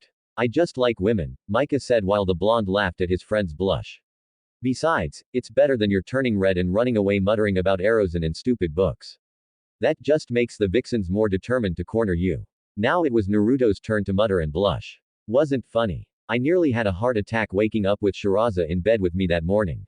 Ah, but the look on your face will bring a smile to my face for the rest of my days. Besides, it's not like you have anyone waiting, right? Use our new motto, bro. Take what you can. Nar smiled as he finished. Give nothing back. He sighed. I know, but I was thinking about something. Master Q said, there might actually be someone back in Konoha for me. And Micah sighed. Now, we'll cross and burn that bridge when we get to it. A knock at the door and they both turned. Come on in, Shippo. Nar called. The teen-sized Kitsune entered. Heard you two had a successful training trip and caused the guards some humiliation upon your return. Don't know what you're talking about, Ship, Micah said, looking totally innocent. Insert halo, which turns to tin and slips off. Hey, try lying to someone not used to passing them along. I got a message. I'm supposed to take you both to the library and get you what the old fox wants. He grinned. It's been a while since I stole from the great library. Whoa, what do you mean steal from the library? Nar asked. I thought we were supposed to read up on forging there. Micah also paused his packing to ask. Shippo grinned. You actually think Caillou is going to stay around here now that the Council of 12 and the Empress know that he's back? Shippo laughed. Oh, Guys, that's rich. He avoids council whenever he can. We heard something about the demon lords not being in court. Shippo nodded. The Council of 12 is the Hume Council. A bunch of old busybody sorcerers. They each specialize in a field. Necromancer, illusionist, alchemist, spell singer, spell weaver, elementalist or just a few. They were to balance out the demon lords. But aren't there only 9 demon lords? Micah asked. No, there are 15 demon lords. 12 form the council. The last 3. Shippo paused. You'll have to ask your master. I don't know enough to talk about them. Nar and Micah followed the kitsune. What was the party we heard in the den? Micah asked as they were walking away, surprised they'd slipped out the back way once again. Chandrail is pregnant again. Shippo said, it's always big when one of us has kits. Once they were in the upper city, they took several alleys to the center of town where the huge tower stood. The great library, 10 floors above ground, 10 floors underground, and it extends to the city walls in all directions underground. And only one entrance, Micah muttered. Shippo pointed to the gargoyle statues and protected very fiercely. Nar knew that he'd seen the creatures move. He'd asked Q about it, and the Fox Lord had shook his head and said that was something he couldn't tell him about yet. They entered the great library, and Shippo paused. Creepy, he muttered, looking around the stacks that went ceiling to floor. A few tables were scattered with light orbs hovering in the air. May I help you? All 3 nearly jumped out of their skins at the voice that came from behind them. Konoha, so it's been confirmed, Sununade asked. Hi, Sound Rain Rock Cloud and Grass have allied together. Asuma said biting down on his cigarette. Odo, Aim, Iwa, Kumo, and Kusa. Not good. Eniki Yamanaka said looking at the map on the wall. And allied with us are sand, waterfall, and snow, but Yukikar doesn't have any ninjas, and the most they can do is send supplies. And Waterfall's forces are barely a dozen. If it hadn't been for us, they would have been wiped out totally. And truthfully, it was Uzumaki that got us these alliances. Several people in the room winced. Will they help us? Chosa asked. Yes. Gar is sending us Nin as support. He isn't happy with Konoha, but he told me it is what Naruto would want. Princess Yuki also said she would send supplies. She said if Konoha doesn't pull its head out of its backsides, she's pulling her support. Jiraiya tells them all. She was not pleased to hear how Konoha treated a hero like Naruto spoke up. Any news about him? Yes, actually, Jiraiya said, surprising everyone. What? Tell us. Several voices shouted at once. Hinata and Shizune paused in their filing and looked at the Toad Sannin. Jiraiya gulped at the looks he was getting. Well, I was out near the river in Stars Village, and I visited this little village in a valley. I heard them talking about recent bandit troubles. They were telling the people of Stars about how the bandits had been driven off by 2 youths and one of the river folk mentioned Naruto by name. Hinata was focused on the Toad Sage fully now. She said Naruto and a boy named Micah rescued her and her brother from the bandits, killing them all and returning their crops. Jiraiya continued, I asked them after the Stars villagers had left, and they said that Naruto and a boy named Micah had been around their village training. They said that they left recently. They didn't say where. Jiraiya informed them. I tried to find their trail, but not a step could I find. I summoned a couple of the toads and they informed me that Naruto has not summoned them at all. Sununade swore under her breath. So close and yet so far. Well, it's good news that he's alright, but I wonder who this Micah is. Shizune said. Micah could be Maka Melwasu. Uruka said. He used to be Naruto's friend here in the village, but he left suddenly. One day, Sununade snapped her fingers and started digging through her desk.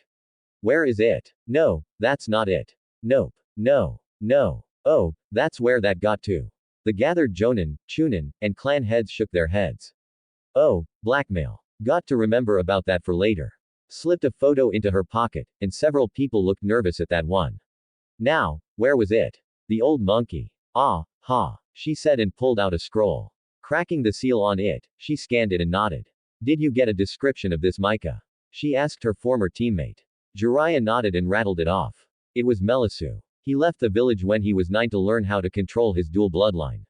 Coughs and exclamations filled the room. Why would he leave the village? Kurenai asked. It is because when his father's bloodline activated, he killed a mob. Watsunade looked at the scroll.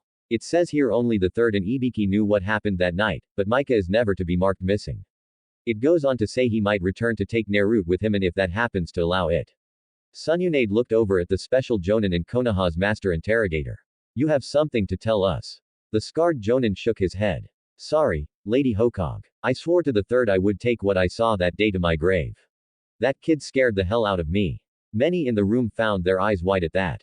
What is his keek jank? Shikaku Nar asked. I think I remember the boy now that I think about it. Several others nodded. Well, his first bloodline, the one that sent him away for training, was his ability to manipulate blood in someone's body.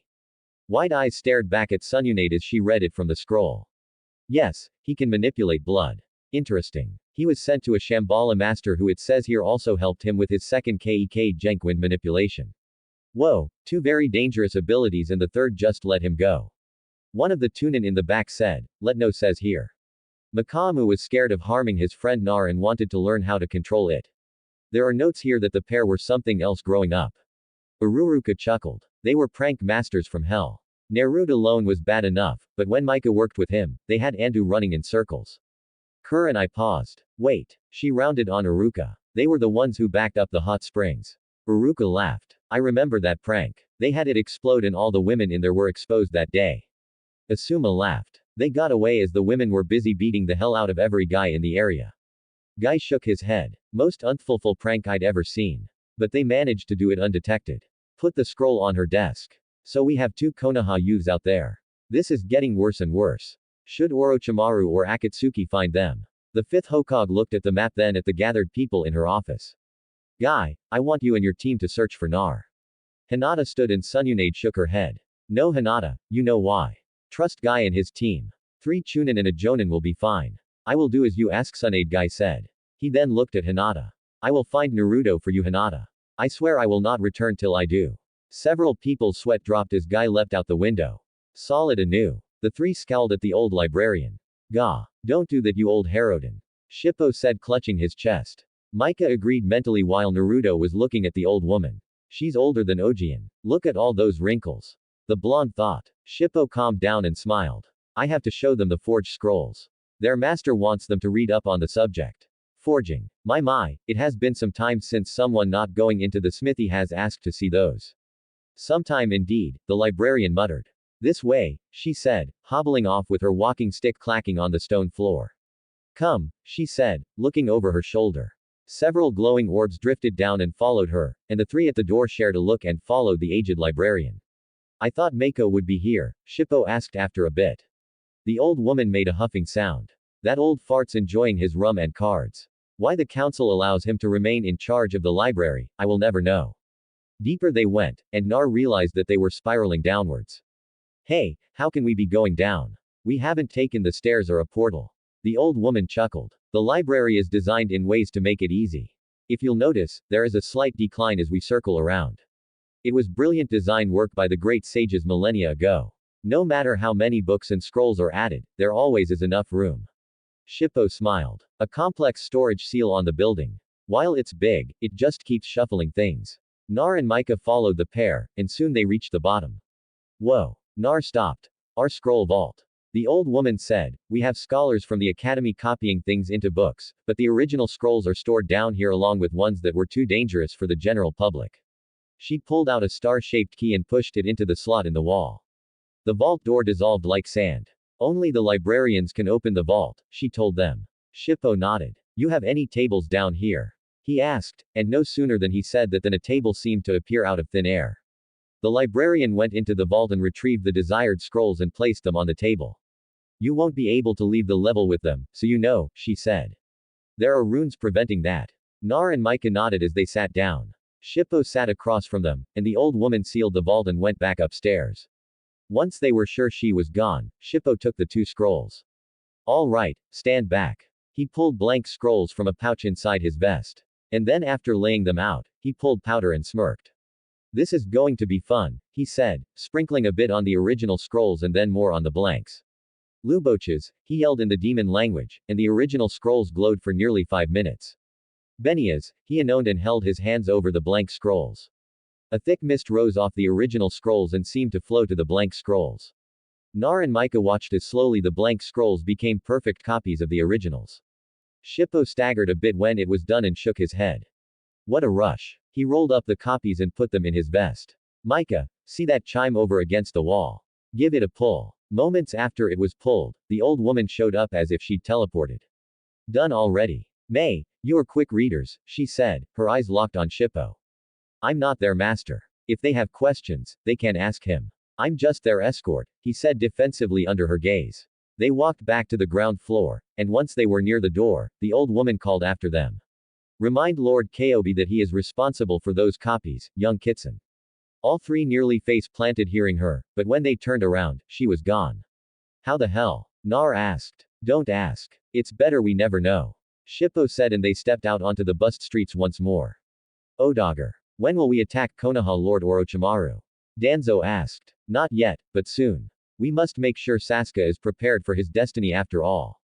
The snake Sonen's voice hissed from his throne. If I may ask, my lord, but why are we hesitating?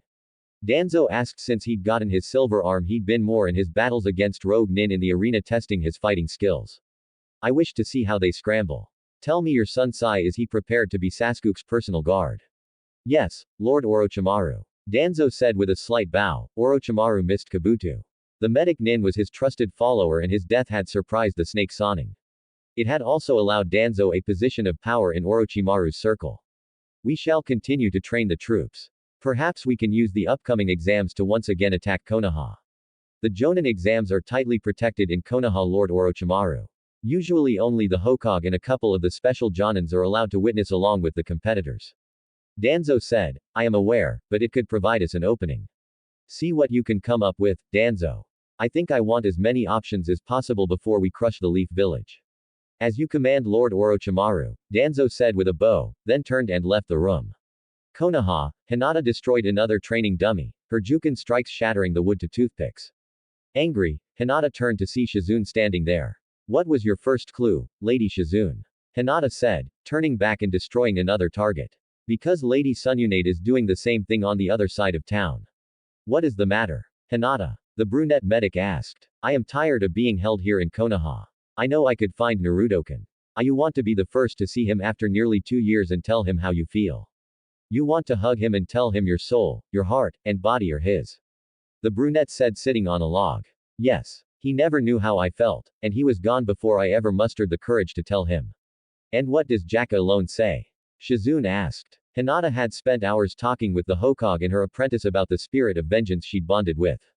Jakin's merging more with me, and soon he will be nothing more than a whisper in my mind till I die. You're bonding quicker than the book said.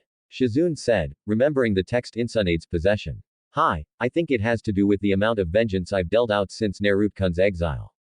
The more I drew on Jason's power, the more it sped up the bonding. As of now, I only hear him when I transform. Shizune watched as Hinata went through her workout. Her focus now on hitting precision points and controlling her anger. You're upset that Nate 10N and Lee are out there. Don't you trust them to find and bring Naruto back? Shizune asked. Hinata paused and sighed. It's not that. I trust Neji and the others. What if during his time away Naruto has found a girl?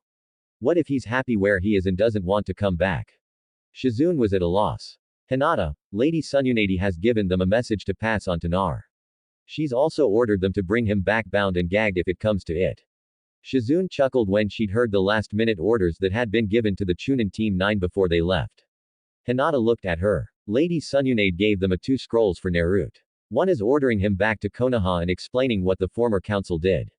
The other is a personal message from her to him, and I don't know what it says. Shizune stood. She wants me to tell you to be in her office in an hour. She wishes to speak to you. Hinata nodded and wondered what it was about. You wished to see me, Lady Sununade. Hinata said, entering the office. Yes. Close the door. Hade was standing by the window, her gaze fixed on the Hokage monument where her own face was nearly completed. I know you wanted to be on the team that searched for Naruto. But Jiraiya informed me that there is a bounty on your head by Odo. She pointed at the bingo book and Hinata saw her own image. Hinata Hyuga, age 14. Description. Black hair, white eyes by Akugan Kake Genk. Fighting style Jukin double a rank bounty. Subject is rumored to be possessed by a vengeance spirit. Fight with extreme caution. Hinata shook her head, ignoring the rest of the info. Danzo gave away a lot of secrets. She said, shaking her head at the bounty. It was a nice sum of Rio, but in truth, it wasn't enough, and Hinata felt a bit insulted. Yes, that is why I've been having Shikamaru change patrols around and come up with defenses. It is also why there are 14 guarding the gates and visible patrols have been increased in ratio. Hinata knew this isn't why the Hokage called her and waited. You see that necklace on my desk? Asked. Hinata looked and saw the jewel. She remembered seeing on Naruto one time and wondered about it. It originally belonged to my grandfather. When he died, it went to me. Tsunade was speaking, her back still to Hinata. When my little brother Nawaki became a Jenna, I gave it to him. He died brutally soon after. Hinata listened. She never knew this and wondered what it all meant. I was crushed and thought I'd never care again. I met Dan and we soon fell in love. I gave him that necklace and he too died. Hinata swallowed. Is it cursed? She asked. Gave a chuckle. I think so. I wore it after Dan died and I left Konoha with Shizune. For years I thought the necklace was what took my brother and lover from me. Then I met Nar. Chuckled again. Here was this loud, annoying brat calling me an old lady and thinking up as many insults as he could when I was offered the position of Hokage and refused. Hinata looked at her mentor. She never knew that Tsunade had refused the position at first. She was bursting with questions, but Tsunade was speaking again. I made a bet with him after that. If he could make a Rinnegan at the end of the week, I would give him the necklace. If he lost, I got all the money he had in that silly toad wallet he carried. Hinata smiled. She remembered the day she'd slipped that present into Naruto's apartment. It touched her that he'd kept the wallet and named it Gama-chan. I was thinking over Orochimaru's offer, and I was determined to tell him no. I drugged Jiraiya and went off to meet the snake. I chased him and Kabuto around, leaving a wide path of destruction a blind monkey could follow. Naruto, Shizune, and Jiraiya caught up to us. Even weakened Jiraiya, and I took on Orochimaru. All three of us not at our best. The snake with his useless arms. Jiraiya suffering from the chakra-nullifying drug I do him with and I under anger. Tsunade turned back and looked at Hinata. The battle was something to see as I squared off with Kabuto. He was fresh still and I was tired. Jiraiya and Orochimaru were off in their own little pissing contest. Kabuto used my weakness, my fear of blood to paralyze me. Shizune was soon knocked out and Naruto was left alone. I could only watch as he fought. I thought for sure he was outclassed and then it happened. He used the Rasengan and struck Kabuto. Moved around the room and sat behind her desk, her hand reaching out and lifting the necklace up. Kabuto, however, managed to land a critical blow on Naruto as well, a chakra scalpel to the heart. Hinata gasped. In her lessons with Tsunade over the past 2 years, she'd seen what the chakra scalpels could do. I snapped out of it and worked on saving Nar. The little runt reached up and grabbed the necklace, informing me he'd won the bet. Laughed. I placed it around his neck. It was then I saw Orochimaru coming at him. He'd slipped away from Jiraiya and was intent on killing Naruto. Hinata growled. I put myself in the path of the grass cutter, and it surprised him. From there, it was a battle to the point he was forced to retreat. Looked at the necklace. I'd thought this would be around Naruto's neck till long after he'd become Hokage. You beat me to killing the council, and you and your friendly spirit are right. I don't see Naro as a brother, maybe a nephew or son. She extended her hand, holding the necklace out for Hinata. I want you to give this to Naruto when you see him. I want you to put it around his neck. But lady, I like you, Hinata, and I believe you will be good for the blonde menace. Think of it as a mother's approval. Hinata blushed. But what if? Don't worry. I know him well enough to know that Naruto is blind to the hints by women. It'll take a girl walking up and kissing him to get the clue. But he was always fixated on Sakura. Hinata said, looking to the floor. It was rare, but once in a while she would get a familiar bout of insecurity. No, he used Haruno as a cover. What? Hinata asked, looking at the blonde Hokage. He used her as a distraction, like that fake smile he always wore. Truthfully, Naruto was a lonely, scared boy. Shizune and I got to know him and we saw it.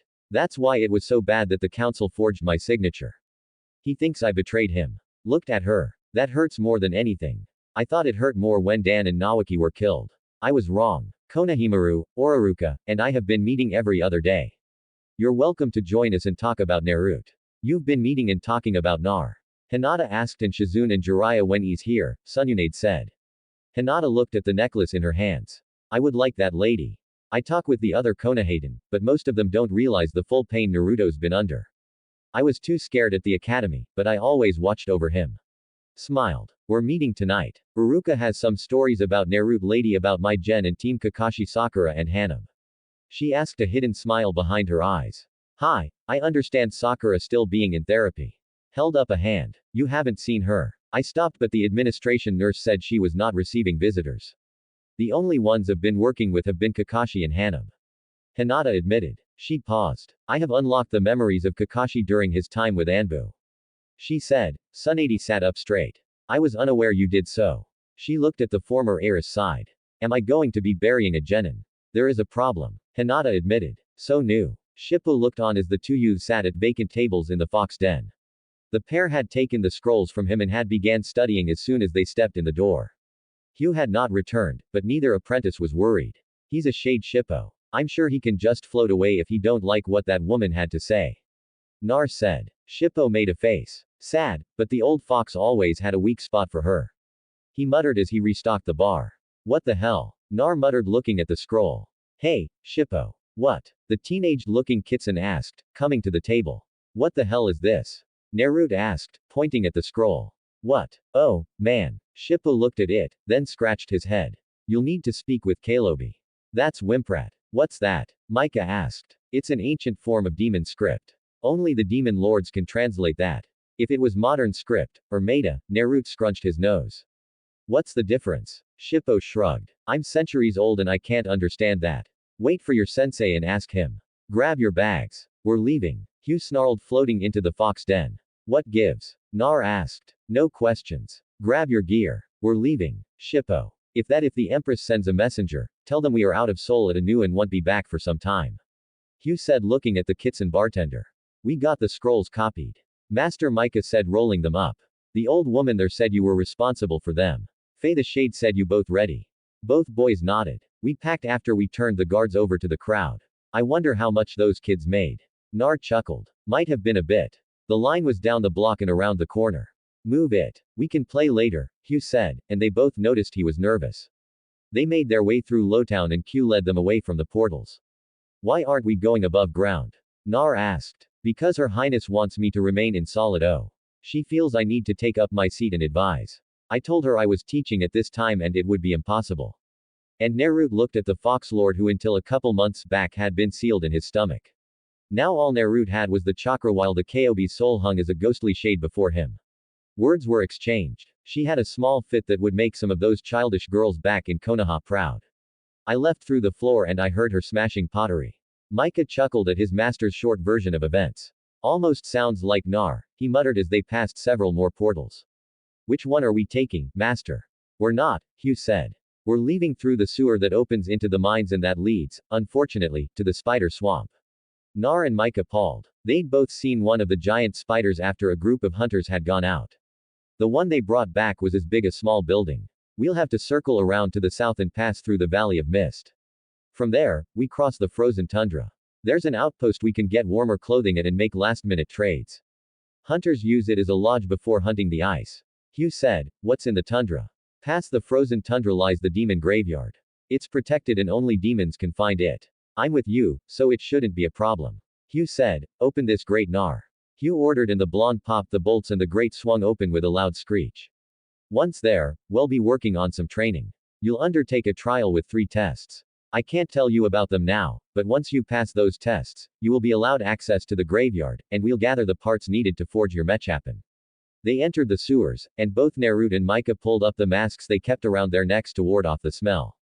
Master Shippo said the language on the scrolls was an old demon script called Wimprat. Hugh nodded. Forgot about that. I'll translate them for you both after we make camp. Naruto was a couple steps ahead and pulled out his baton. Hey Micah, bet you I make a higher count than you. Micah smiled and Q shook his head. The pair had started the score count game while they were hunting. It seemed like they had given it up. He was wrong. Their path through the sewers was quiet. It was in the mines they encountered fiends from rats as large as lions to bats as big as men. 35, Micah said after using a lightning jutsu to fry a bat. What? No way. I'm at 19. Nar said with a pout. What the hell? Hugh chuckled. He's been killing while you kid have been stripping the corpses. Good idea as I'm sure we'll need it for trade, but he's scouted ahead twice now. Damn it. Nar kicked the dead rat aside and looked at Micah. You pick them apart for now. I'm not going to let you beat me like this. Micah agreed, and they switched roles. And by the time they left the mines, they'd both racked up 67 kills, and the bag of holding held many fiend parts. Hugh looked at the worn baton and sighed. Boys, come here. He looked at them both as they stood still inside the mines, the gates closed, keeping the larger spiders out of the tunnels. See those corpses over there? Hi. Both you said, take their swords. Well, trade them at the outpost for better ones, but your bakan won't survive the spider swamp. The spells and runes are coming undone from the use you've both put them through, and it was my fault for not looking at them sooner. Both boys went over to the dead, the long rotted skeletons breaking or turning to touch with a simple touch. Nar picked up a pair of slender short swords, and it was Micah who picked up the spear. You want one of these? Nar asked after looking over the rusted or broken weapons. No, the spear will be fine, Micah said after giving it an experimental spin and lunge. Nar also picked through the rotted packs and found a journal and a small pouch. He opened it and whistled. Hugh hovered over and looked over his shoulder, giving a soft whistle as well. Looks like he made out well. There are about a dozen jewels in there, each the size of a marble. Pocket them, they will come in handy. Either way, he or she won't need them any longer. Master Micah called out from the pile of bones he was looking through. He'd put the spear aside and pulled out a katana. The silver of the blade shone bright after the dust and cobwebs were wiped off it. Mythal, impressive blade. Better than that spear, Hugh said. Micah picked up the sheath, and while it had seen better days, he slung it over his shoulder. After making a strap for it from the rags, he grabbed the spear and smirked. Shippo says, a spear gives you longer reach. And Shippo hasn't hunted in over a century. Hugh said, but if it makes you feel better. The Fox Lord drifted towards the end of the tunnel. Been about 100 years or more since anyone has used this entrance. Those poor souls there died from spider venom. Hugh focused on them both. Now listen to me, both of you. We keep moving. Use Buna to be aware of your surroundings. Enhance your reflexes. If we have to fight, use small amounts of chakra.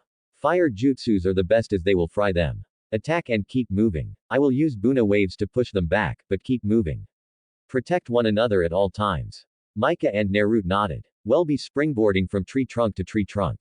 Branches might host a nest of spiders, and there are spiders that burrow onto the ground and curl up around those who step on them. Send a bundler wave ahead of where you plan to land and don't hesitate to leap right away. It will make you harder to pin down. Hugh said, spiders might not be the brightest, but the demon spiders are like kitsunes in that they are smart and powerful. The AHSs are like fiends.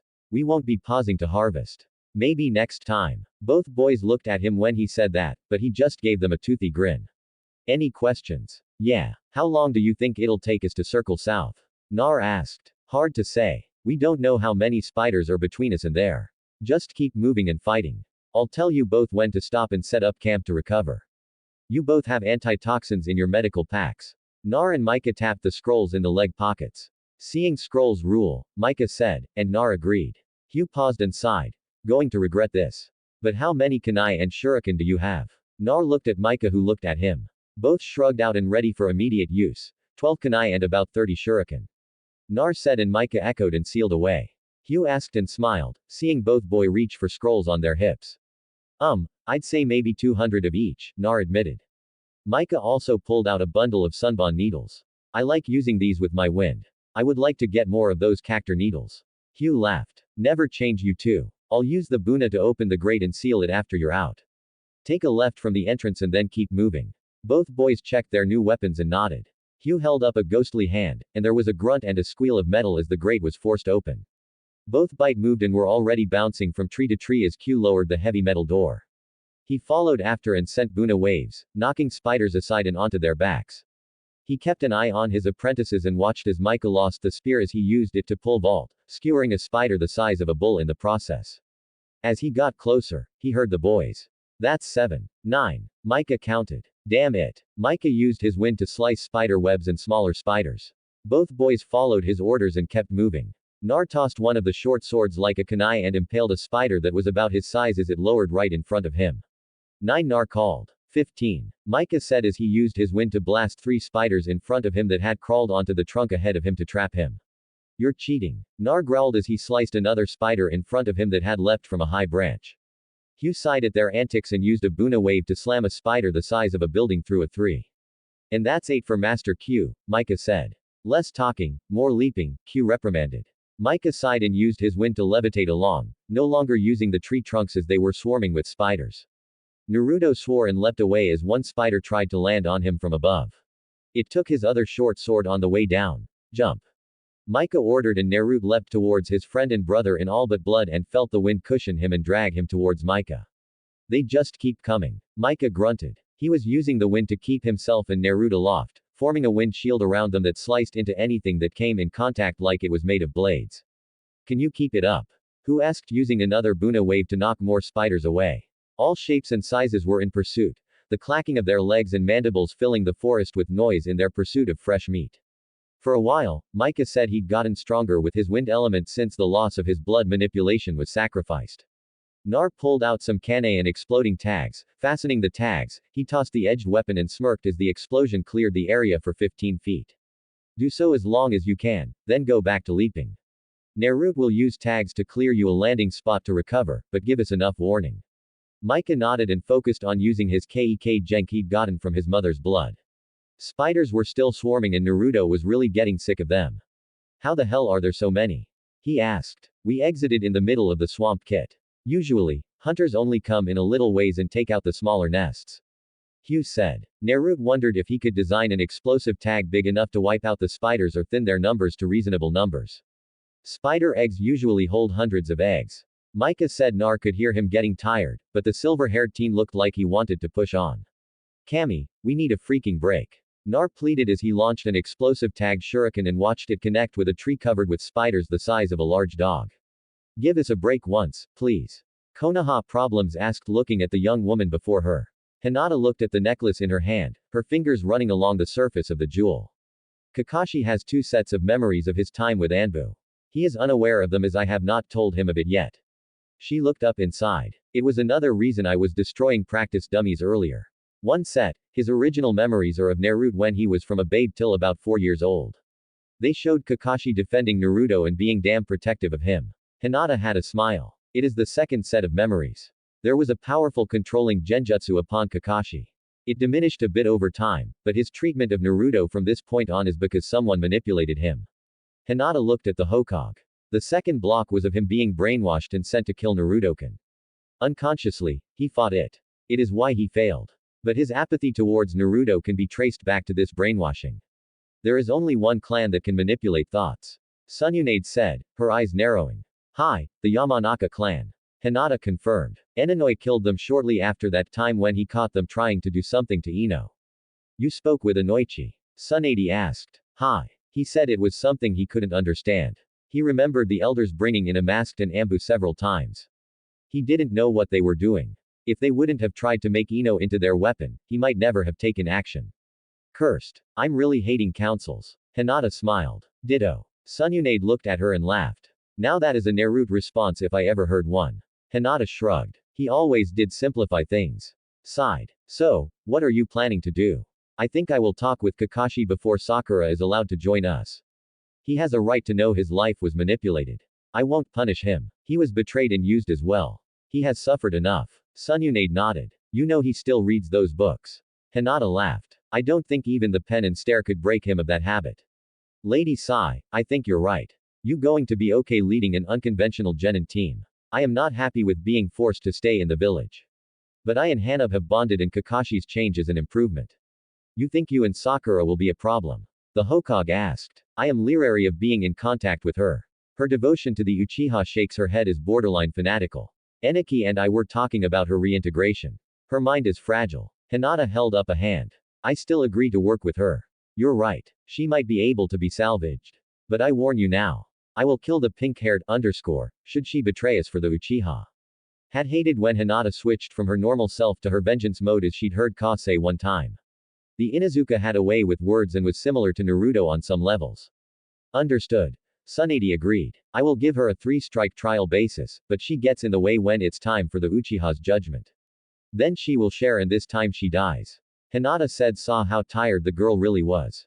Do you want to talk about it? She asked. Hinata shook her head. No, it is my burden as the current host for Jaka alone. Eniki has shown me ways to organize my mind with some meditation techniques. Hinata smiled. He wishes Ino would be more studious of her abilities. She's been around the hospital a lot. Shikamaru says she spends hours with Sakura. Hinata said, when do you have time to gossip? Asked and Hinata smiled. Everyone gossips Lady Tsunade. Even you. The 5th Hokage couldn't help but laugh at that. Lee, go left. Ten yelled as she launched a Kana barrage into the Odo patrol. They'd stumbled upon them, and while they knew their mission was to look for Naruto, they couldn't allow a team from Sound to be this close to Konoha. Neji was in the middle of a pitched battle with 6 Odo Chunins. The 2 Odo Janins were left to Lee and Ten, and they were having a bit of trouble as the one Jonin was using sound waves to knock her Kanai aside. The other sound Jonin was using a strange device on his arm to crystallize the air and attack Lee, whose fists were shattering the crystal waves with little trouble, but it was slowing his advance on the Jonin to a crawl. Guy-sensei just had to pick this morning to go fishing. Ten muttered as she used a pair of kana on a chain to attack the first Jonin. She wasn't going to waste kunai, and with the chain, it was an added weapon. Neji took out a pair of shunin with his juken strikes and slid a kunai into the neck of a third before the ground beneath him erupted, sending him flying from a sound wave.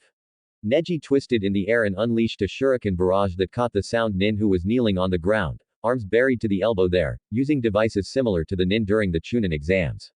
He thought and watched as the nin trapped in his own work was turned into a pin cushion by the shuriken. Neji flipped in the air again and his feet connected with the tree trunk and he pushed off and leapt higher up. His Bakugan took in the battlefield.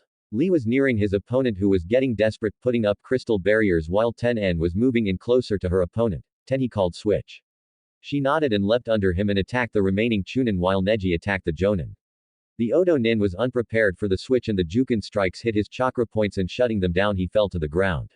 Your death is imminent, Neji said, bringing his foot down and snapping the jonin's neck. Ah! Neji turned to see Lee with a spinning helicopter leg attack strike the other jonin and send him flying into a tree. Lee landed and gave him a thumbs up and they both turned to see Ten-En with a spin and holding the chain in the middle impaled the two chunin on the kunai, one between the eyes, the other in the groin. Neji and Lee both winced as she turned and putting a hand on her hip looked at them. What? She asked. Nothing, Tenheim. Nay said, crap. Did we bring chocolate? I can't ask Lee. She'll hear. Neji thought, watching as she retrieved her weapons and stripped the Odo Nin of their shuriken and kunai. Nay Lee, you need to see this. She called out and they both left the corpses unstripped. As they rushed to their lover's side, they reached her at the same time and saw her holding an open scroll.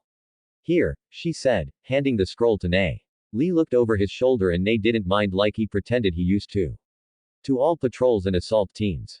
Continue to monitor Konohagakure. Be on the lookout for any and all patrols in Uzumaki Naruto. Lord Orochimaru wants him relatively unharmed. Also capture orders for Hinata Hyuga and Jiraiya of the Sannin. All other Konohagakure nin are killed on sight. Lord Danzo, that bastard. Ten-En said after they were done reading, ignoring the descriptions of Hinata, Naruto and Jiraiya. We need to warn Lady Sunshade that they are studying our defenses. Nay said, but our mission, Ten questioned, it is evident we can't continue undermanned, but this needs to be reported. Neji said as Lee put a hand on his shoulder. What if Guy-sensei were to take it back and join up with us later? Ten asked. She really didn't want to separate from Lee nor Neji. Speaking of Guy-sensei, where is he? Neji pondered. The sounds of battle should have brought him back to camp. The three chunin exchanged glances and leapt off towards the river. Under verse, I hate spiders.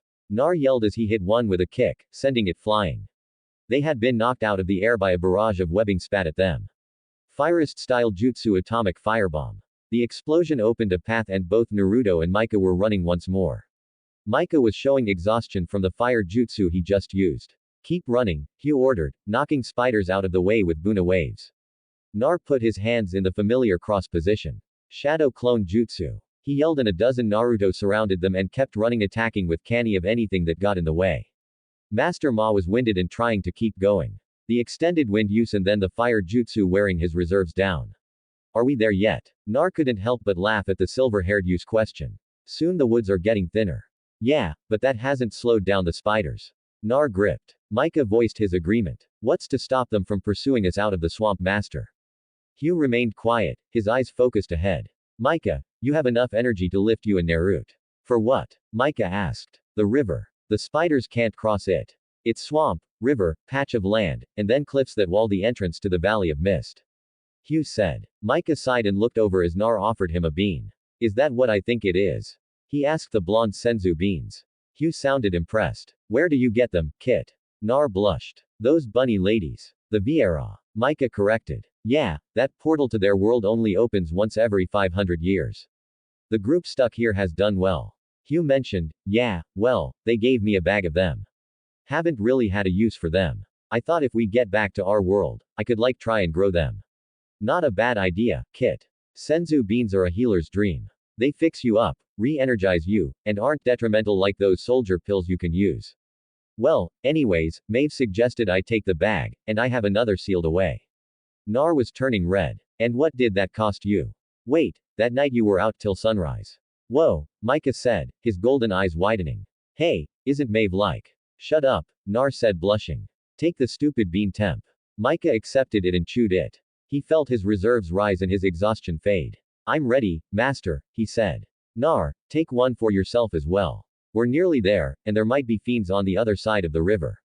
It's nearing nightfall. Nar popped his own bean into his mouth and felt refreshed. Take them up, Hugh ordered, and using a Vunla wave, he sent spiders flying once more. As Micah and Naro were airborne once more, the windshield slicing spiders up once more, and the webs never stood a chance.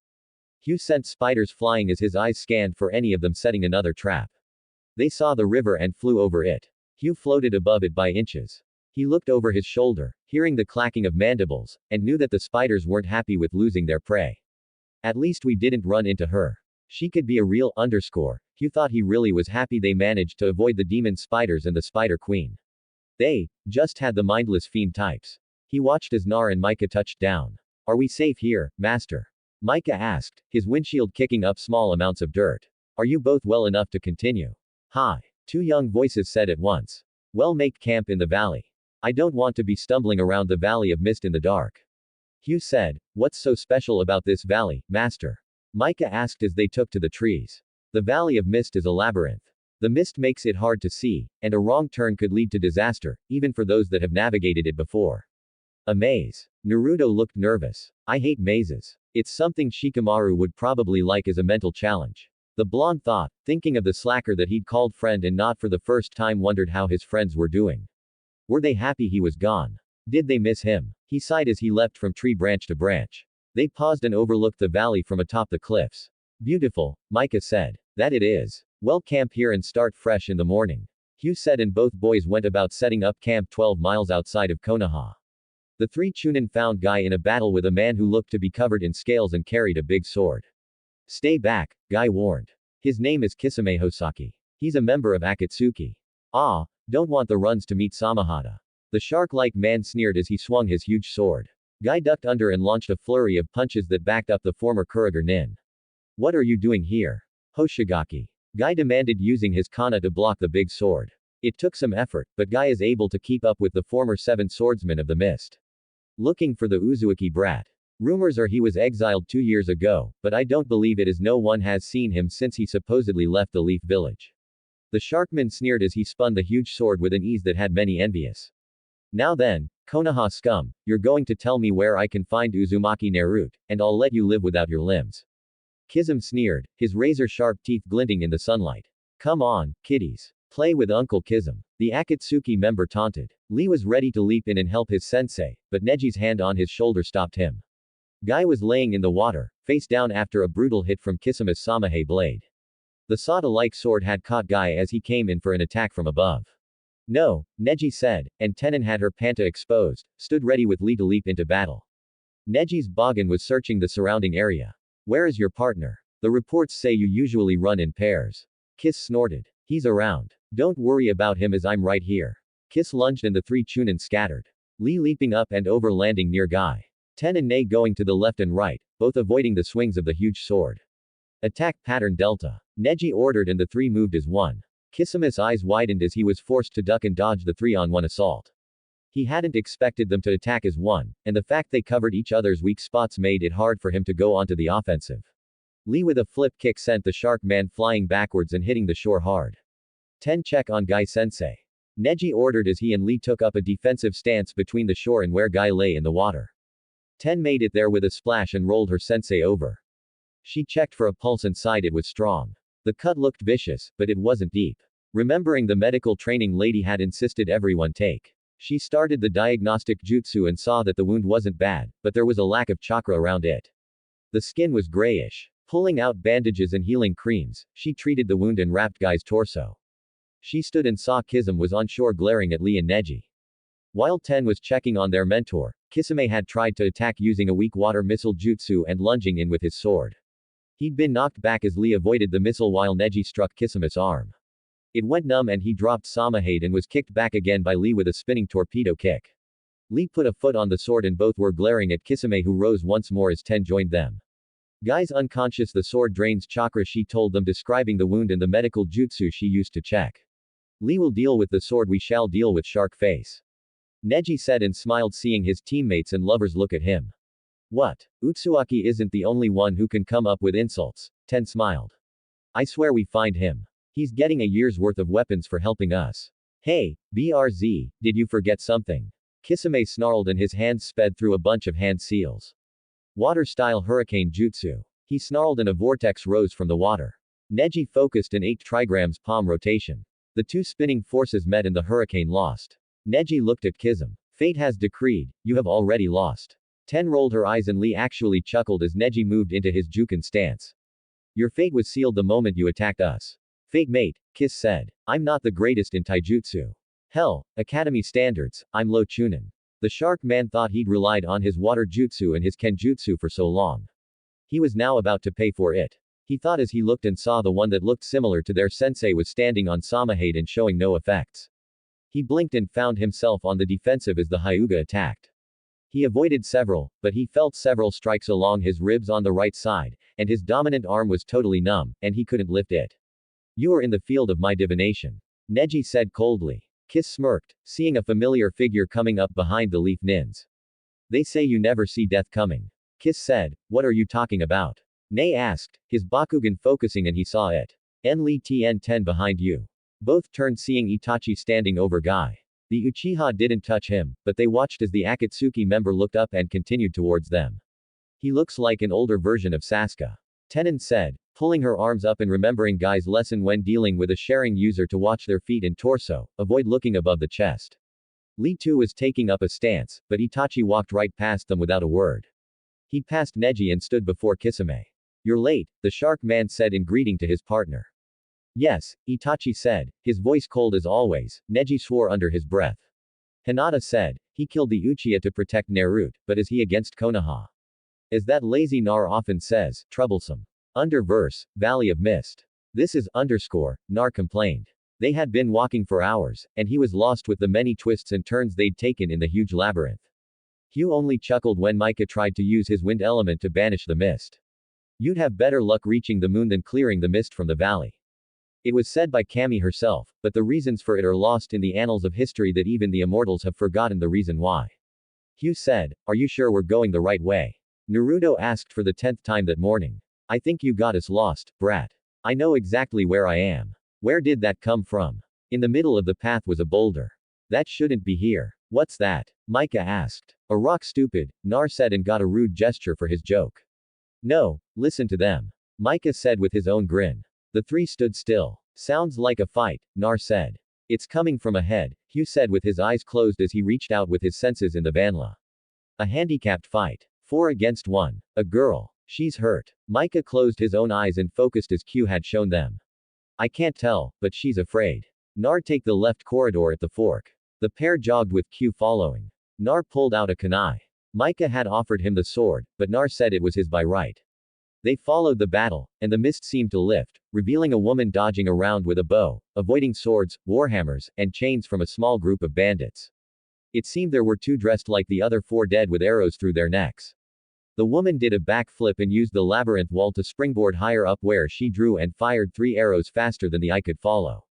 The white feathers were only a blur before the arrows were sticking out of another bandit who fell dead. The heavy hammer hitting the ground with a thud seconds before the body.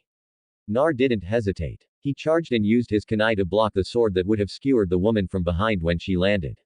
Nar with a kick sent the bandit back and gave them some breathing room. Mika's wind slammed the other hammer wielder into the wall of the labyrinth with an audible crack and the man slumped to the ground. His spine broken and the back of his head cracked open from connecting with the stone. Damn, you and that gale force wind, Nar said as he parried the sword again and again, the bandit not leaving him a space for an opening. Micah was dueling with the chain wielder, the woman backing up, using the space to catch her breath. You're safe now, Hugh said, and she shrieked, seeing him hovering there. Be at peace, child. I am Caillou of the Kitsen. These are my bite. We mean you no harm. Hugh said holding up a ghostly hand as she reached for another arrow. Crucity, she hissed. Shade actually, but ghost is also semi-accurate except I am not tied to the plane by unfinished business. And you speak Maida very well, Hugh said, taking a moment to study her up close. She was the same age or a bit older than his apprentices. She had a heart-shaped face with dark sparkling green eyes. Her long lavender hair was in an elaborate braid. She was wearing leather pants and a mesh shirt with a fur-trimmed vest. A pair of silver bracers on her forearms were covered with runes. The quiver on her back was filled with numerous arrows, and despite what she'd fired, didn't seem to be missing any. He looked at the bow, and it looked to be well made. He looked closer and saw it was made of bone, and the string looked to be made of some sort of metal. Demon bone and myethal string. Interesting weapon. He commented. Yo. The girl said, drawing an arrow and aiming it at him. Hugh sighed and looked back to see Naruto sidestep the sword attack and ram his kunai into the bandit's chest. Micah used his wind element to turn the chain wielder into small bloody cubes, enhancing the wind blades with chakra and vulna combined. Your arrow can't hurt me, child. I will not. Go away, as you put it. Now, can we talk or is there a need for more posturing? Hugh asked, are you done chatting up the victim master? Nar asked, picking up the bandit's sword and testing its balance and edge before deciding to keep it for now.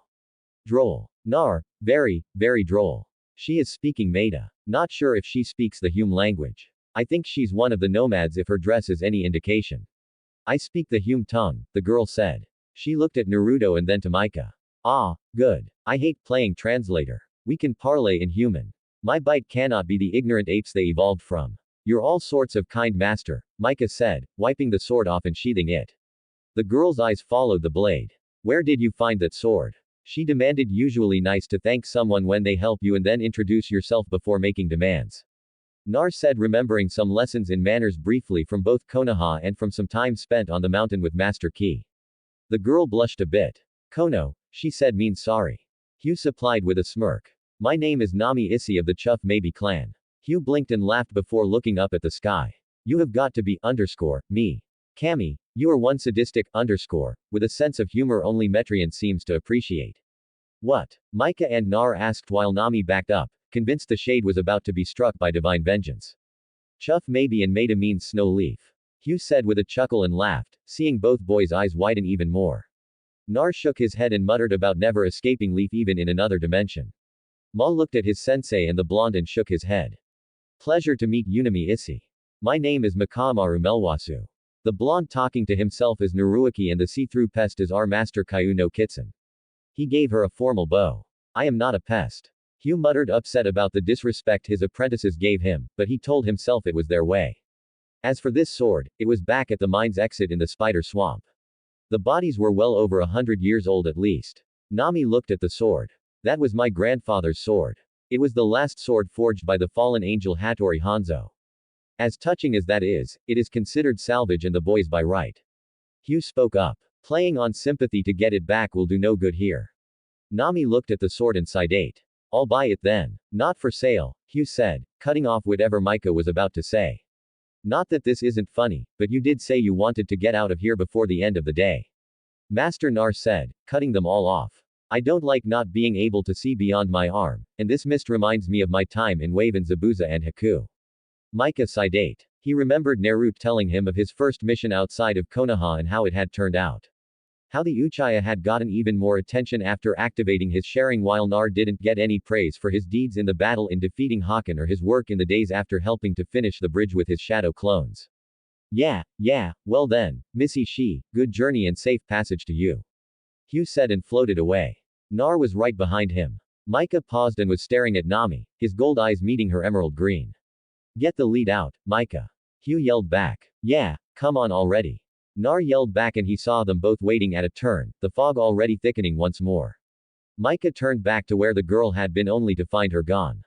He shook his head and jogged to catch up with his brother and sensei.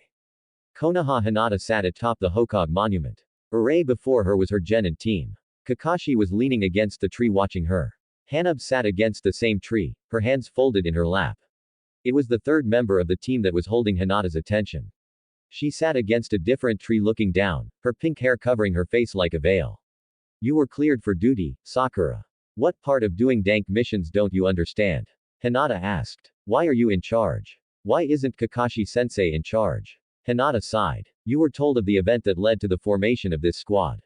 Sakura, but Kakashi-sensei, I'm no longer a Jonin instructor, Sakura. Kakashi said calmly. Hinata, while Anan was given a team as the Hogue's apprentice to test her as well. Sakura muttered under her breath. So, she's rewarded for attacking me and leaving me near death. You weren't near death, Haruno, Hanab said from where she sat. And I understand you got off lightly. Sakura huffed. Why is everyone defending Nar? He's the dead last. Your mother explained it. I'm sure. Hinata said, cutting her off. You were given a clean slate to start from, Sakura. I suggest you use that famed intelligence you were claimed to have and think before you speak.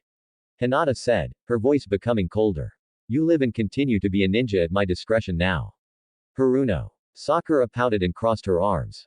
Now, we'll be helping Wolf Pang-san rebuild his warehouse over the next several days. It's an extended D-rank mission. I suggest you wear work clothes. This is a team-building exercise, as you are all aware. Why can't we do a C-rank mission? Sakura asked, with Kakashi-sensei and myself the experienced members again. You failed to think, Haruno Hanab said, defending her sister. We need to learn to work together, and right now no one trusts you. Kakashi-sens. He's not a sensei. Hinata snarled. Kakashi was stripped of his rank for his actions as a teacher and as a ninja. I accepted my punishment, Sakura. You need to let go of your blind devotion to Sasuke, and you need to refer to me as just Kakashi. I'm a genin. I might go for Chunin someday, but until Naruto comes back and forgives me, I will remain a genin. Sakura scoffed. That baka probably got himself killed. He's so useless. Slap. Sakura went down as if shot. Her hand going to her cheek, which was bruising from the chakra-powered slap from Hinata. You are pushing my patient, Sakura. You really won't like me when I lose my temper. Now, Hinata said, her hair was darkening as she stood over Sakura. Now listen to me, you stupid child. One more word against Naruto, and I will finish what I started in the hospital. And this time, Enonoi will not be putting your mind back together.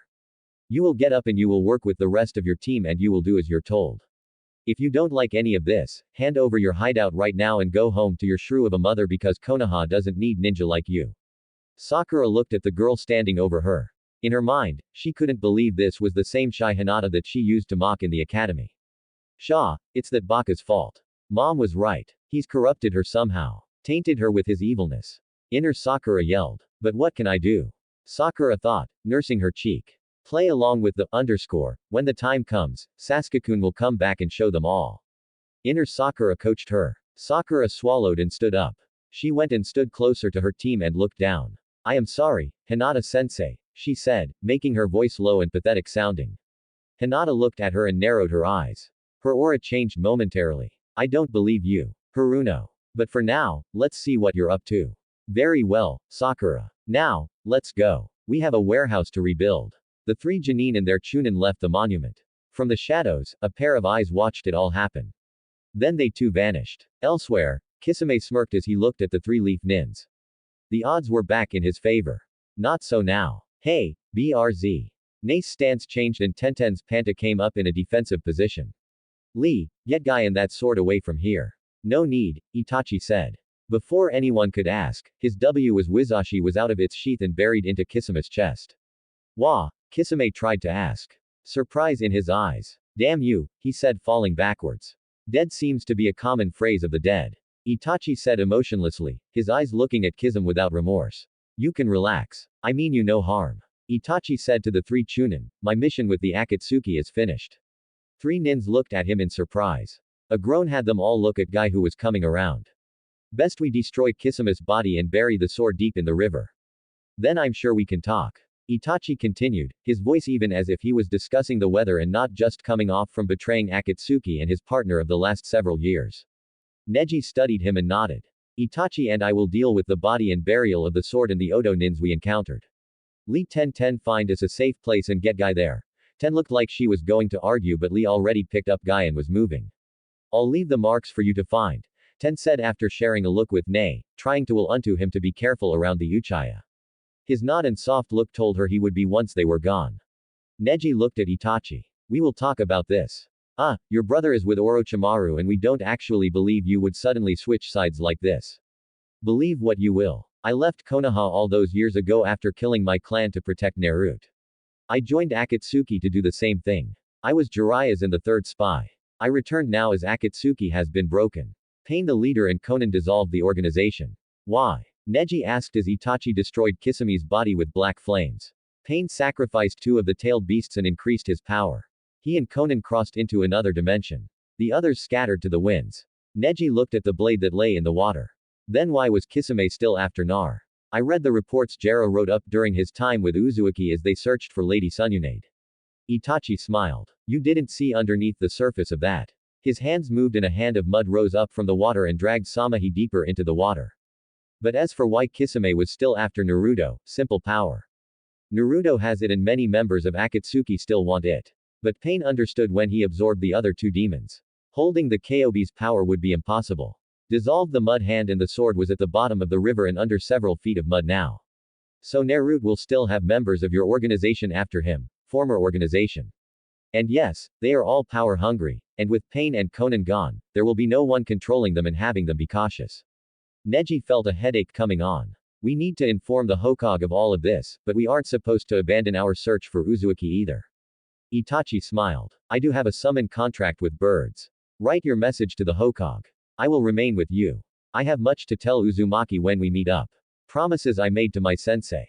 Your sensei? Neji asked. Itachi chuckled at that, throwing Neji off. And Uchiha with emotions other than anger or jealousy.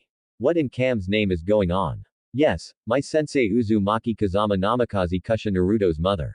Under verse Nar took several deep breaths. They'd cleared the Valley of Mist with plenty of daylight to spare, but Q refused to move on. Well, camp here. Granted, the outpost is ahead. But I prefer to make it there fresh in case we need to leave under circumstances. The Shade of the Fox Lord said as he refused to move beyond the rocky terrain and the start of the snow. Build the fire up and for Kam's sake remember to set traps this time around the camp. Hugh said. Micah and Naro both chuckled while copying one another with scratching the back of their heads sheepishly. How are we to know those sand lizards would be nocturnal? It's not like you told us anything about the fiends we'd be fighting. And we did manage to sense them through Vanilla seconds before they attacked. I swear Kit, you were quick with those clones of yours, but if you'd been one moment slower, those sand lizards would have hit you with their venom, and you and Micah would be bones in their layers. Micah shrugged. Didn't happen, and we both learned from it. Yeah, isn't that what you've been saying? What don't kills us only makes us stronger. Nar added. I did say that, but set the perimeter traps, please. Hugh agreed. Nar and Micah did rock paper scissors, and Nar laughed as he won with rock beating Mika's scissors. Fine. I hate setting traps anyways. The silver-haired youth said as he started digging the fire pit with gusts of wind while at the same time setting up the lean-to and then the sleeping bags. Hugh, meanwhile, was looking towards the tundra in the distance, his eyes searching for something he knew was there. Odager, when will you let me go and hunt for my brother? Sasuke demanded, barging into the throne room where Orochimaru was with Danzo. If he was bothered by the rude interruption, Orochimaru didn't show it. Soon Sasuke-kun, soon you are getting stronger with every day. He looked at Danzo. Our allies in Iowa are hesitant to allow Lord Sasuke to witness their family techniques. Make them understand that it is in their best interests to give them over willingly rather than by force. Danzo bowed to Orochimaru and left. I grow tired of wasting time. I need to kill my brother. Sasuke said, I promise soon you will have your revenge, Sasuke, and then after you kill him, you can kill that demon brat for daring to stop you from your destiny. Nar, Sasuke said with disdain, I knew the Dabi couldn't beat me on his own. He needed the power of a demon to do it. And soon you will have that power as your own as well, Sasuke. And then you will be unstoppable. Orochimaru cooped. But for now, continue copying the techniques from the prisoners we brought you from Suna. Shame you couldn't get that fool Gar siblings. I would love to crush him as well. Orochimaru smiled to himself. That's right, fool. Become powerful. Add more and more to your body, and when you least expect it, it will be mine. The snake Sonic thought as he watched his next body move on. Proud and foolish, that is the Uchiha family summarized to the letter. His laughter filled the chamber. Soon Sunune the leaf will be burnt to ashes and I will have it all. Under verse, I hate you. Nar said as he was hanging upside down by his ankles. Me, you're the one who set the traps. Micah said as he too was suspended upside down. Boys, now is not the time. The demon fox lord's shade looked like he was fighting to stop from laughing and care to tell me whose idea it was to spar his. Both boys said, pointing at the other. A taijutsu spar in the middle of what basically is considered a mission. Hugh sighed. Humans think what would happen if we were attacked and you two idiots were weakened by your stupidity to prove who the alpha male is. Hugh switched to Maida and was drifting away. Hey! Nar yelled. Cut us down. I think he is. Micah said, I know that phrase. What? Nar asked. He's insulting us and laughing at us. Micah said, stupid fox. Nar muttered, crossing his arms while hanging upside down. You know we can get out of this ourselves if we just stop and calm down. Micah supplied. I know it's just. Both boys shared a look and laughed. Ready. Do it, Nar said. The wind blade sliced through the ropes and both boys flipped before hitting the ground and landing in a crouch. Good, now pack. We're moving on, Hugh said. But the sun isn't even up, Nar complained. But since you're both up and full of piss and vinegar, we can continue. Besides, I sense we're being watched, and I don't like it, Hugh said. Both boys tensed, and Nar reached out with his senses and with the bunla, and his eyes drifted partially closed. Whoever it is working hard to be evasive. It don't feel like a fiend. Micah was already back rolling up the lean to embedding, putting it all back in its scroll. He shouldered the Hanzo sword. You think it's Mahamara's new fangirl? Nar asked. Shut up. Micah said late last night, Nar had started to tease Micah about how Nami and him had been staring at one another. It had led to the Taijutsu spar, aka the brotherly brawl. Hugh said, stroking his chin in a manner that reminded the boys of Master Quai. Could be. She did seem eager to get her hands on his sword. At 2, Master asked. Of course, Hugh said with a huge grin that really reminded Micah of Nar. You both suck, the silver-haired youth said as he used his wind to smother the fire. Nah, that's what you're hoping Nami does. Nar teases and yelps as he gets smacked in the rear by a wind whip. Rubbing his sming posterior, Naruto squints at Micah. You're getting way too good with that wind of yours. Micah smirked and followed. Q. Nurud looked over his shoulder once more before following the pair. Ah, travelers. The owner of the outpost said as the three entered. Going to hunt the tundra. Archaeology. Hugh said. A lesson for my bite. The slightly pudgy man nodded. The academy students were here during the thaw. Sadly, they were scared off by the nomads and the fiends. By the way, I am Cameron and this is the last outpost. I have rooms and my wife does the cooking. My son Tannen runs the store. He's out right now with the air skiff. He uses it to run from here to Solido to make trades and restock supplies. That is fine. We'll wait, Hugh said. Then find a table, anything to drink, Cameron asked. Hugh smiled. As a matter of fact, you don't happen to have baya. Cameron's eyes widened. I do have a couple of bottles. No one has had that since my grandfather ran this outpost. Hugh nodded. A pair of glasses in the bottle. Then Micah 10 silver. Hugh motioned. And Micah pulled out the money pouch and pulled out several silver pieces and counted out 10 pieces before putting the pouch away. Expensive drink, master, he said. Hugh chuckled, his eyes looking at the amber liquid bottle. The bottle itself had a layer of dust on it and he nodded to Cameron. Well, take a room as well. The heavy-set man nodded and went to prepare a room for them. Naruto put 2 fingers worth into the glasses for you and Micah. Hugh said. Both youths looked at their master wondering what he was thinking. It's a tradition well amidst Kitsen. Anyways, you both proved yourselves in the spider swamp and in the valley of mist. You've both grown strong in the ways of Bunla and I am proud of you. Tonight well rest here again and trade the spoils accumulated. Tomorrow well start out for the tundra, Hugh said. Nar, thinking it was like sake, tipped the shot glass back and swallowed the amber liquid in one gulp. Micah sipped a bit of his. Hugh watched and waited, a smile on his face. He didn't have to wait long as Naruto farted a 6-foot flame while Micah belched flames from his mouth with smoke coming out of his ears. Hugh was rolling in the air, floating as he laughed so hard if he'd had a body it would have died from lack of air as he was laughing so hard which only increased as Naruto fell to the floor and was dragging his butt on the hardwood floor to try and ease the burning from the hot fart. Micah looked at his glass, his eyes watering as the smoke ceased and he'd stopped breathing fire. Cameron brought a basket of bread and 2 pitchers of water. The man was laughing as well. My grandfather told me stories about that stuff, but no one till now has been brave enough to drink it. See you. Oh, I haven't laughed like that in a long time. Good vintage. Ma was chewing on bread while Naruto finally stopped dragging his butt on the floor and took a pitcher of water and poured it on his smoking, then taking the other one gulped it down. You might wish to bring them more water and bread, Hugh suggested while both teens were looking at him promising death. Now then, you bastard, Naruto said, wincing as he sat down, a squishing sound from his wet pants. Agreed, Micah said after swallowing the bread in his mouth. Oh, please. That can't be worse than that snot jutsu you both hit Ki with. Both boys exchanged sheepish looks. They'd hit the Shaolin with a Jinx jutsu where his own nose mass-produced large quantities of snot. Sadly, it had ruined a copy of Ika, and they'd spent the night running laps till they collapsed at dawn.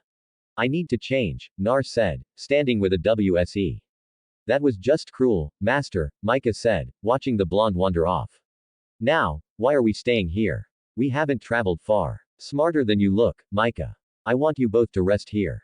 I am going to slip over to the other side and peek about. It's been a while since we've had news and maybe I can give that balloon chest Hokage a piece of my mind. Hugh said lowly. Keep Nar here till I return. I'll leave after you're both asleep tonight. Use some of the money to buy a new sword for him and stock up on potions, ointments, and herbs. Also, get some rations and warmer clothing. Micah nodded as he listened to his master. Any suggestions? Leather underlay with fur overlay. Also cloaks, gloves, and boots. If they have them, get climbing gear. I want you to be kitted out. Assume you don't have chakra and go from there. As you wish, master, Micah said, and for Cam's sake, if that girl shows up, don't give her that sword.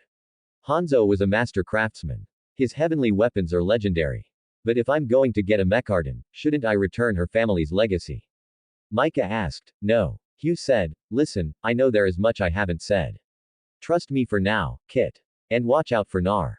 They both turned to see Nar coming out wearing black pants and a rust orange shirt now with his orange jacket. We're going to be on snow and ice, and he's going to stick out like a sore thumb. Micah muttered. The fur should cover it up.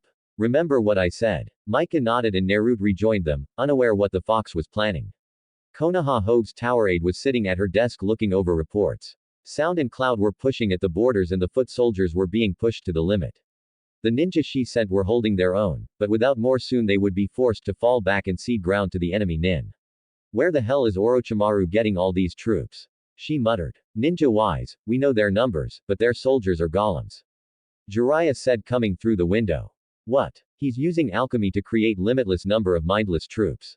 Jiraiya said. Sunaide looked around and made several hand signs. I got a letter from Nae and his team. Not Guy. Jiraiya asked. Sighed. Guy is injured. They are going to leave him at Suna before they continue their search. Funny, the message was brought by a summon. A bird summon. Jiraiya gulped. Let me explain before you pound me. Speakin' it better be damn good, you old pervert. Jiraiya gulped. Well, yes, Erosan explain. Both Sunaide and Jiraiya turned to see the figure slip through the walls. Who the hell are you? Demanded. Oh, Ba-chan. I come seeking answers for a certain blonde that we are both fond of. So guys, what do you think about this Naruto story? Tell me your opinion in the comments. And if you want more Naruto what if stories, make sure to subscribe to Universe of Naruto. Thanks for watching.